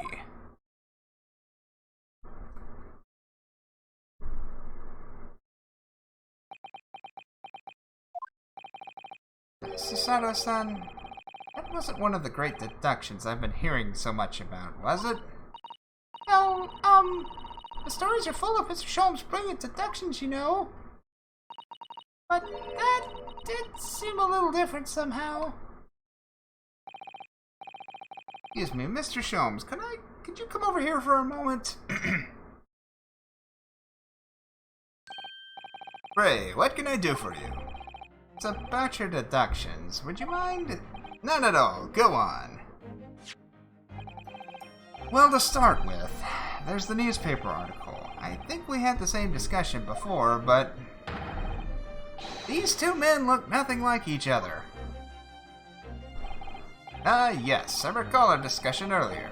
At that time, I believe I told you the man is a revolutionary, well able to revolutionize his own appearance. In fairness to Mr. Sholmes, Mr. Roylott does look more like this man than you do. That's not the point. And another thing, the part about him abducting the ballerina. Indeed, a truly startling revelation. At first glance, the case would appear too small to accommodate a young woman. Not just at first glance, it clearly is too small. You'd be lucky to fit a 5-year-old child into that case, even if you pushed really hard. I don't suppose the missing ballerina is a 5-year-old child, is she? You mean you don't know? No, the young lady is 15. No, I didn't know. How could I? Well, if she's 15, then 10 years worth of her would be poking out from that case. Some years ago, I read something pertinent, I believe. A troop of men consuming vinegar daily in order to promote a certain litheness in their bodies. Vinegar? For such a sour bunch, it would surely be simplicity itself to contort oneself into the confines of that small case. Oh dear, you might be thinking of a contortionist in the circus, Mr. Sholmes. This whole thing is turning into a circus. Mr. Naruhodo, there's something occurred to me about Mr. Sholmes' deductions right now. I think his powers of observation are, well, magical. His eyes cut to the heart of a matter almost instantly. It's just where he directs his attention and his logic that seem a little off. Your idea of a little, maybe a little off itself, Miss Susato. It's just one or two key words in his deductions that seem to let him down. So I was wondering if we might perhaps tactfully switch them for alternatives. What do you think? Switch some key words in his deductions. Yes, but very tactfully. I feel sure if we could do that, we'd unlock the true genius of Mr. Sholmes' great deduction. Precisely the thought that was going through my own mind. It's a lot of work. At times, I wonder how anyone puts up with me. It's not that funny. Ah, and you, my good fellow. Sorry? Take a moment to look at your wrists. Wrists? Huh? Ah! Where are your handcuffs? Huh? How did... I felt they may hinder your ability to follow me in our dance of deduction. I believe it. Mr. Sholmes, you are a marvel. And don't worry, I shall restore the shackles to your wrists when we are finished. I'm not worried. I'd rather stay like this.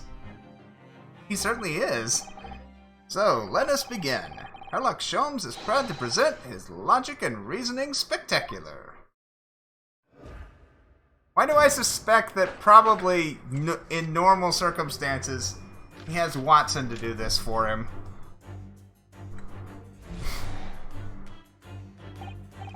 So, the dubious-looking Russian, Mr. Roylott. Obviously what catches the eye in the first place is the enormous pair of shears in your hand. Now we ask ourselves, what could you possibly want with such an implement? Answer, of course, is staring us in the face. We've been over this.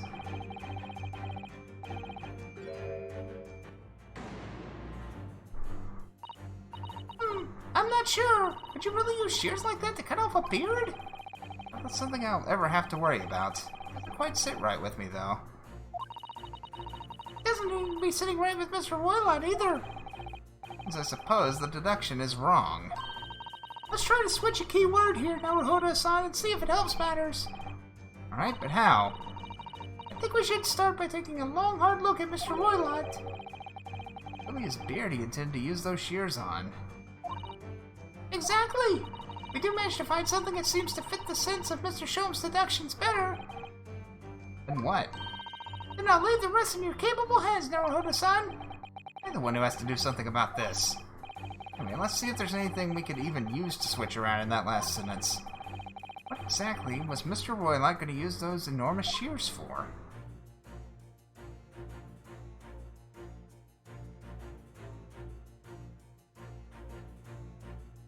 Aha! What the? What's this? It looks like a cascade of stunning golden locks. I don't know, the color's not the point. The point is, what's it doing on the back of Mr. Roylott's head? It is the ballerina. How's it growing out from underneath his thick black hair? Well, yes, that's true. Though it's stunningly beautiful and stunningly surprising. Get flying squirrels in your house? That's interesting. It's definitely not right here. Yes!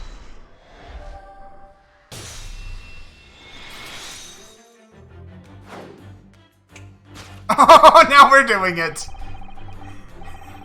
You were on the verge of using those shears to cut away the golden locks you sport. Indeed. You have identified the precise detail I was intending to expose. Such lush golden hair certainly does not befit an old man. You're not a man at all. You're a woman. Judging from the length and sheen of your hair, when still very much in her youth. Oh no. If I had managed to cut off my hair, no one would have suspected. The question then begged is this: why would you desire to rid yourself of these magnificent locks?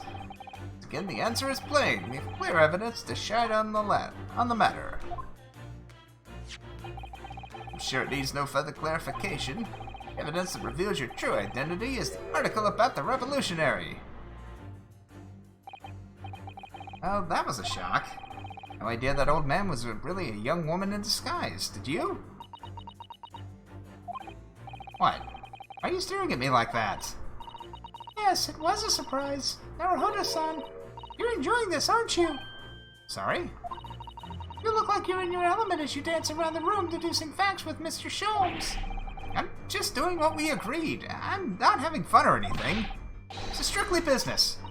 Yes, I understand. Say no more. Well, anyway, let's focus on the next part of Mr. Sholmes' deduction, shall we? The evidence that he's picked out doesn't fit the facts at all now. No, that's true, given that Mr. Roylon is actually a woman. He, or rather she, can't possibly be this merciless revolutionary. Suppose it's because the deduction as a whole was taken a different direction now. Yes. Let's switch the evidence for something else. Something that fits the facts as we now understand them. For some reason this woman needed to try to hide her true identity. Though I've either read or heard about a young woman in a situation like that recently. Alright, I'll do my best. Yes!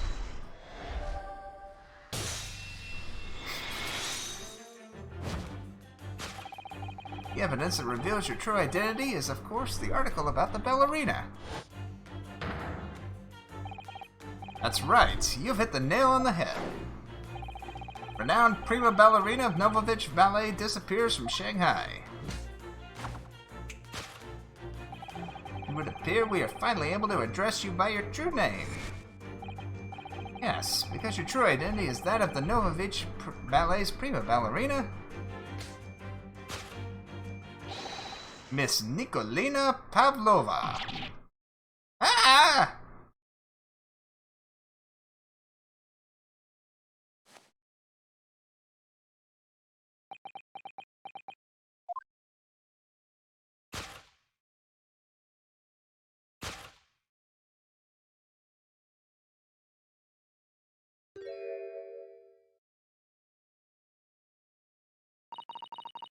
You're right.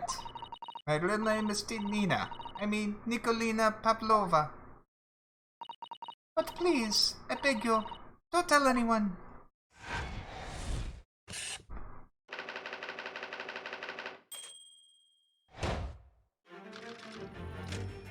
So, question is, what you got in the case?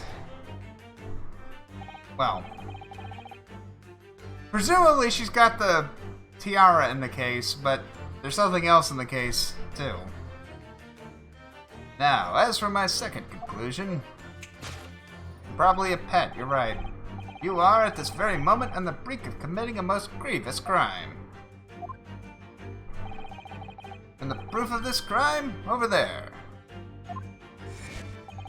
Oh yes, Miss Pavlova. Taken unawares, people have a propensity to let their eyes stray, you see. Ah! And now I assure you the eyes speak so much more eloquently and honestly than the mouth. The answer we seek lies where the furtive glance falls. The proof of your crime sits before our very eyes. Yes, that traveling case. This woman is the ballerina, and she's right in front of our eyes. Surely she can't be inside that traveling case as well. No, that's right.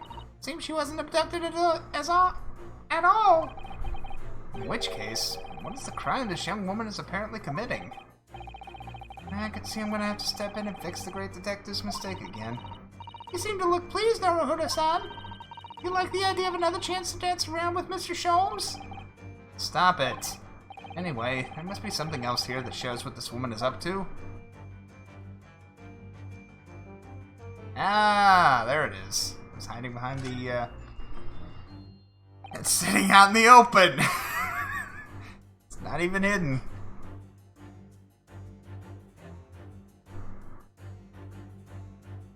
Wow, look at this dazzling tiara. I've never seen anything like it. Are those real diamonds, do you think? Oh, Naruhodo-san, try it on! What? Me? Usually girls who wear tiaras? Wouldn't you like to try it on? Oh no, I couldn't possibly. It's far too beautiful. Does this tiara look familiar? I feel like I've seen it somewhere recently. Yes!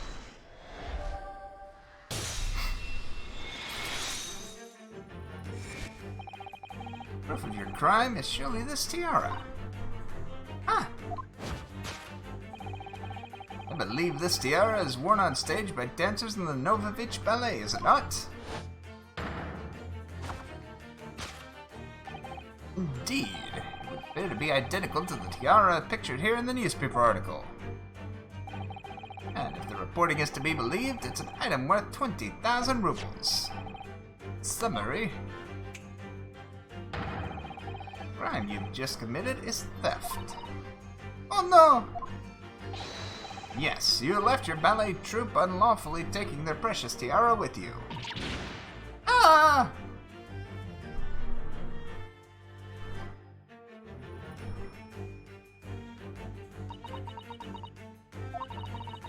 I have no one, no family, no friends. I'm all alone, and I need money. But I did not steal the tiara. It was a present from, what do you say, an earl of Prussia. It belongs to me. I was only 15 years old, and she's run away all by herself. Been extremely lonely.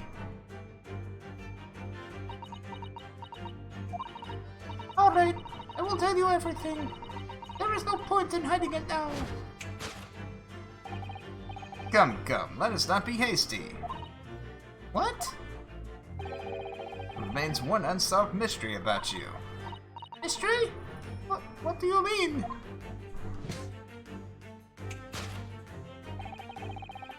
You staunchly refused to open this traveling case of yours in our presence. Reasonable to conclude, therefore, that there exists some reason why you wish it to remain closed. That not so, Miss Pavlova. My dear girl, there's no sense in playing games with me. Nothing escapes my attention. Indeed, I have a very good idea of the contents of your case, even before I have ever laid eyes on them. Dear me. We are not well suited to a life of crime, are we? You're careless. Could do it? Goodwill?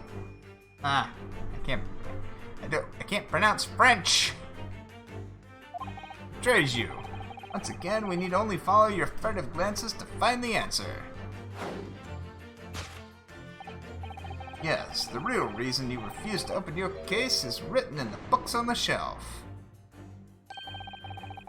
Completely changed tack with this deduction now. I think Mr. Sholmes is adapting his logic to the changing circumstances, don't you? Kudale. Maybe, but why has he suddenly brought the bookshelf in all this? Just a wild guess, surely. Oh, you think so? Doesn't seem likely the reason why this young woman doesn't want to open her case. Be written in a book she doesn't even belong to her. Yes, that's true. But still, Miss Pavlova certainly did cast her eyes in that direction. I noticed it myself. There has to be another reason why she won't open her case. Must be somewhere in the same area. That's where her gaze is involuntarily drawn. I agree, that's the only answer. OE is mostly O and E mixed in one sound. Be revealed by following her gaze in the direction of the bookcase. And it's over here, rules of passage. These are the rules of passage for travel aboard the SS Burya. Passengers must not keep weapons or other dangerous objects in their cabins. Pets are also strictly forbidden. It's exactly the same notice in our cabin, too. I wonder what happens if you break the rules. Oh dear! I'm sure the punishment would be severe now, Hodo-san. You'd probably be left adrift in the freezing cold ocean, or shut inside a tiny wardrobe for days on end. Well, I've actually been serving time for weeks now, have I? It does have other options, but nope. It's the rules of passage. Yes, the reason why you refuse to open your case is written in the rules of passage. Passengers must not keep weapons or other dangerous objects in their cabins. Pets are also strictly forbidden. Inside that case of yours is something forbidden from carriage on this vessel. That is the real reason why you refuse to open it, thus revealing its contents. Hey! As we've seen, the trunk wobbles from time to time. A weapon or other dangerous item would move of its own accord. Which leaves but one possibility, Miss Pavlova. Inside your traveling case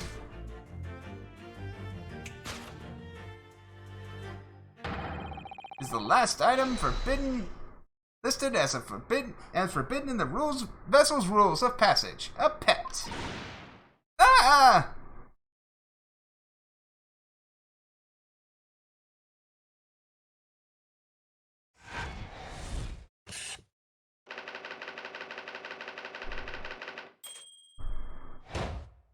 How much you want to bet it's a snake?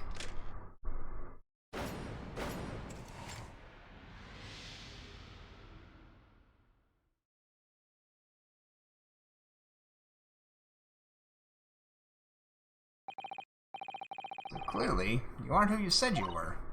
No, I am not Grimsby Roylott. My real name is Nikolina Pavlova. Everything you said was correct. You absconded during one of your ballet company's performances in order to escape your homeland. Later that same night, you stole aboard this vessel. Couldn't have been easy. Burya is a huge steamship with a vast crew. Would you really have snuck on board without being noticed? In order to obscure your true identity, you somewhat recklessly took the guise of an old gentleman. You intended to sever all links with your past by severing your long hair. Yet to a woman, hair is no trifling matter. Personal recommendation is leave well alone. So, if it was just you about to cut off your own hair, who was it that let out the scream we heard from outside the cabin? That veritable tinkling of a bell? Why, none other than this young lady, naturally.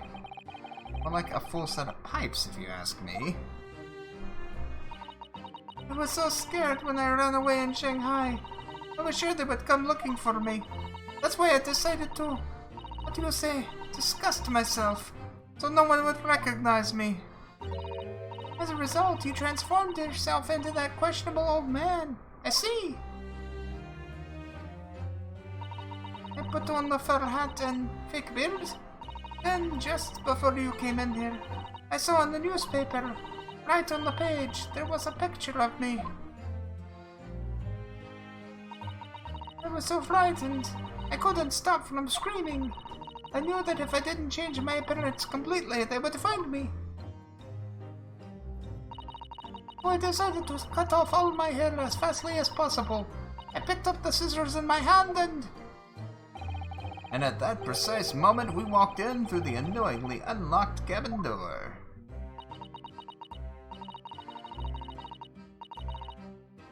Things happen like that sometimes, don't they?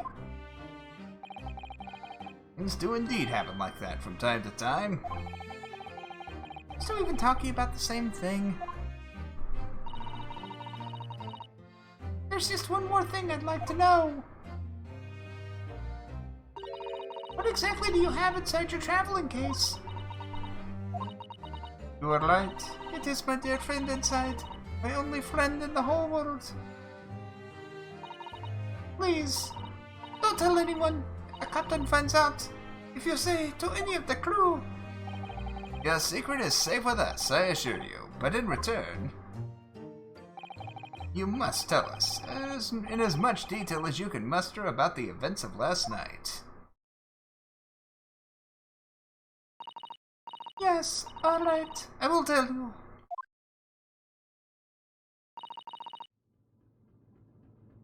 Okay, I've noticed two things. I'm going to go ahead and bring up, well, one main thing right now that I'm going to bring up that I think is going to be very important. I can't help but notice that the books on her shelf are fallen over in the exact same way as the books in the other room.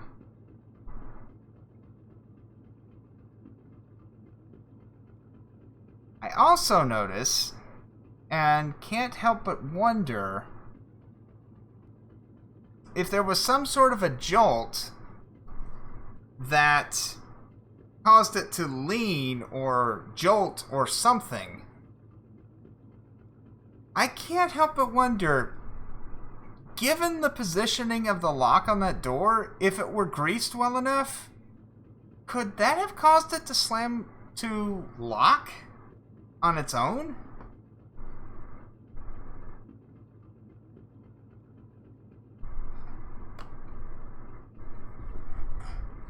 Well, Mr. Naruhodo? Wasn't it something, Mr. Sholmes' great deduction? Certainly something, yes. Not entirely sure what. At least Miss Pavlova has agreed to tell us what she knows. That's incredible. Indeed, it is incredible. Ah, and one more thing. Oh, yes, what? Observe your wrist. My... Ah, your hands! Are cuffed again! What? But how? True to my word, I've restored your shackles. When? And why? There's still a shadow of guilt cast over you, Mr. Naruhodo. Sorry to say, can't be helped at the moment. Can't it? Really? Anyway, let's listen to what Miss Pavlova has to say. I can't go on not knowing. I have to find out what the speckled band that Kazuma-sama wrote about in his diary really was. I'm wondering if she's got a snake and if it did crawl through the vents, but is possibly unrelated to the matter at hand.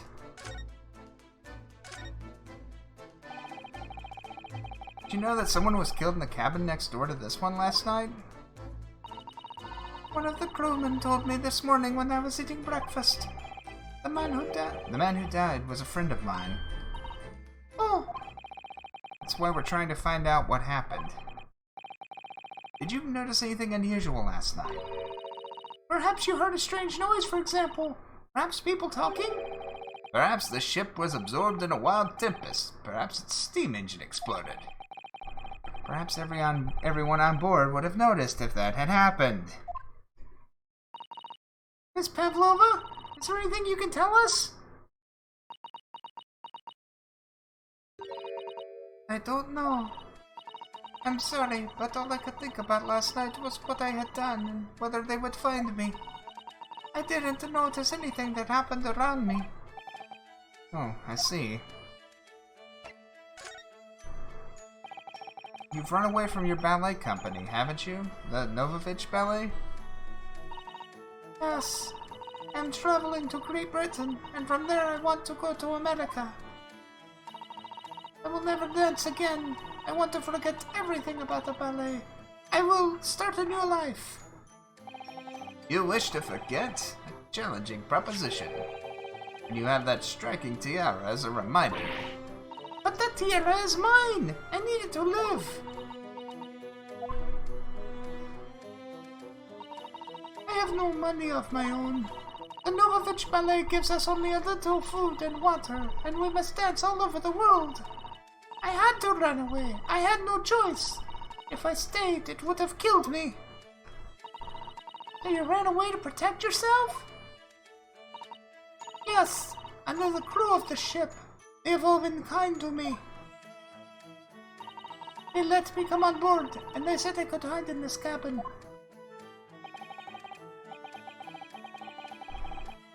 It would make sense. That is indeed the truth, Miss Pavlova. Creates a most intriguing conundrum. Yes, it does. What do you think about it, Mr. Naruhodo? Me? Oh, well, yes, of course. I think we should hear Miss Pavlova's explanation. What conundrum, I'm not sure, but...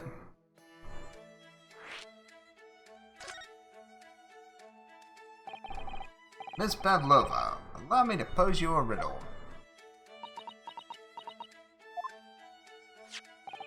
According to this newspaper, it was only yesterday that you absconded from the ballet. Now, that being the case, it must have been last night that you boarded this vessel. However, Mrs. Burgess stopped by no port last night. Ah, that's it, of course. So how is it, pray, that you come to be aboard? Now that I think about it, the crewman outside the cabin acted very strangely when we mentioned that. It's just after we asked him about whether the occupant of this cabin came aboard.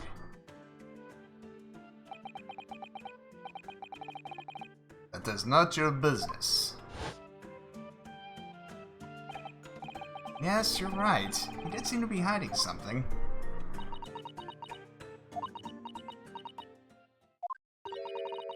An angel descended from the heavens, bringing grace and beauty to the stage. Sorry, what was that? It is how the Russian newspaper described one of my performances. And that is how I came here too. I descended from the heavens, because I am an angel.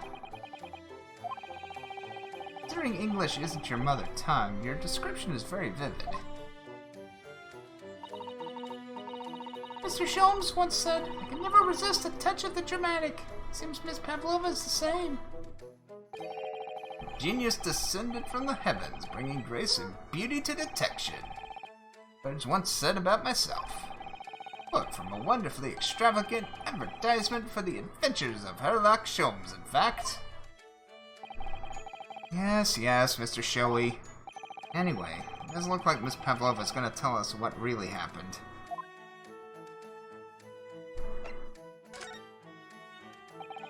So the friend you mentioned is inside your traveling case, is that right? I don't think animals are allowed on board according to the rules of passage. Oh please, don't tell any of the crew. If they found my precious... Then the burly Russians would bestir themselves in unison to throw you and your case overboard, no doubt. Ah! So reassuring, Mr. Sholmes. But what sort of pet is your friend? A little puppy? It is, isn't it? Maybe an adorable little rabbit? Ah, you credit Russia as a land with small rabbits, do you? Oh, don't they have small rabbits there then? You may well ask. I have no idea.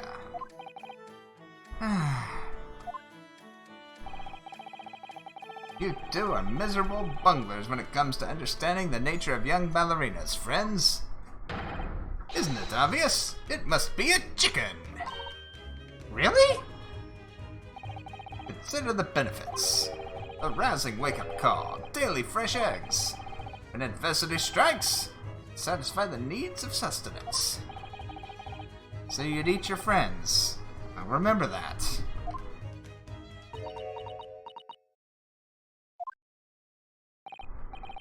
Well, it would appear this friend's identity is a closely guarded secret not to be revealed.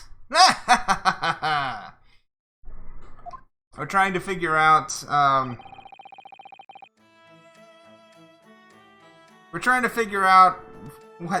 what the identity of our pet is. She obviously doesn't quite trust us yet. Something I would like to show her, I think. Maybe she might be able to shed some light on it.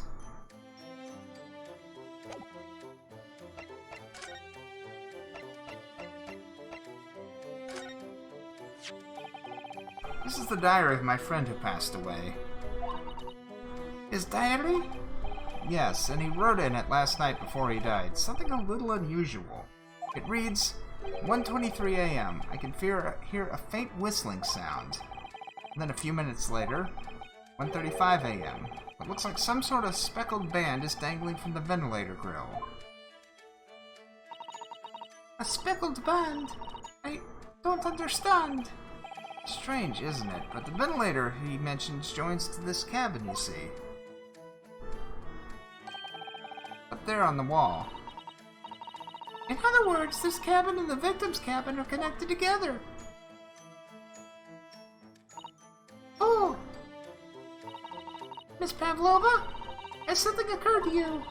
Does the speckled band the victim mentioned mean something to you? Or the whistling sound, perhaps? No. I don't know anything. Oh.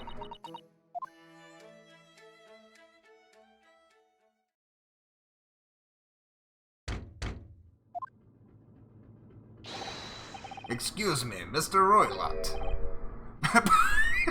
Holy crap, she's a quick change artist. Yes, what? Wow, she's fast. Captain would like to speak with you. You must come to Captain's quarters at once, please. Alright, come now.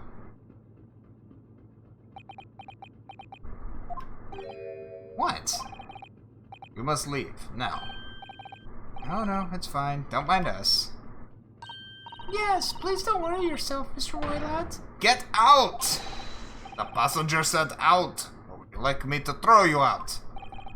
It looks like we'll have to leave investigating this cabin until later. What a pity.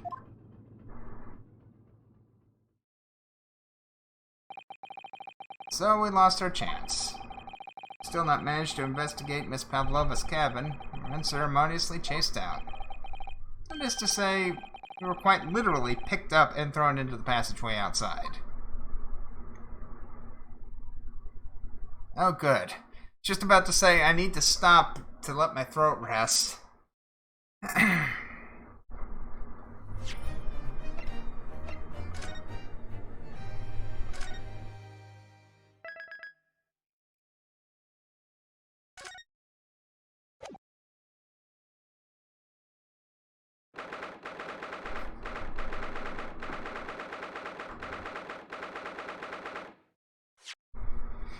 Oh. Yeah, you're right. That is actually pretty tiring on the throat. I think if I, as I continue to do it, I'll probably build up resistance, but it's been a while since I've tried to do. Since I've, especially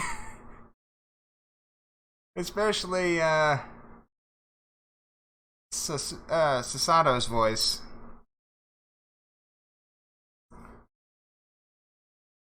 The hard part is sometimes maintaining the right voice for different characters. Because sometimes I drift from one to the other. Yeah, she's going to be talking to it. The good thing about it is it's easy to slip into because basically I just do... What?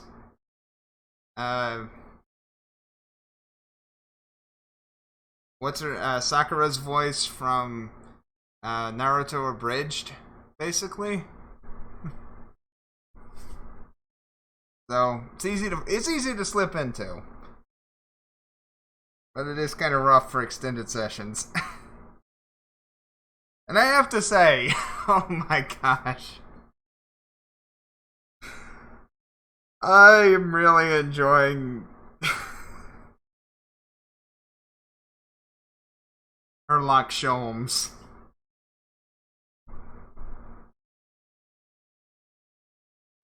Oh, he is so much fun to do.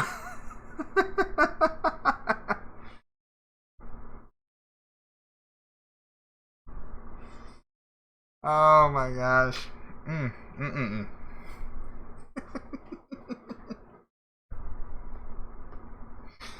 Oh man, I am loving this. This is so good. This is so good. I sincerely hope that this does really well, and they go, well, we've got those other 3 games in the main series, plus the 2 Edgeworth games.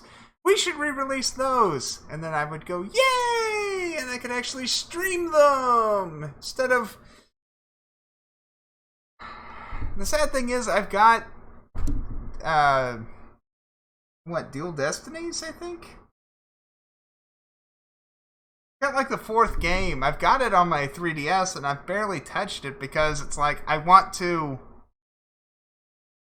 do it on stream. I want to do it blind. There's a version of the first trilogy. I don't believe the second trilogy, though, has actually been released on Steam. I'm hoping they do release it. Let me double check. It turns out it's already there. 1, I'm going to be kicking myself, and 2, I'm going to be buying it in about a femtosecond.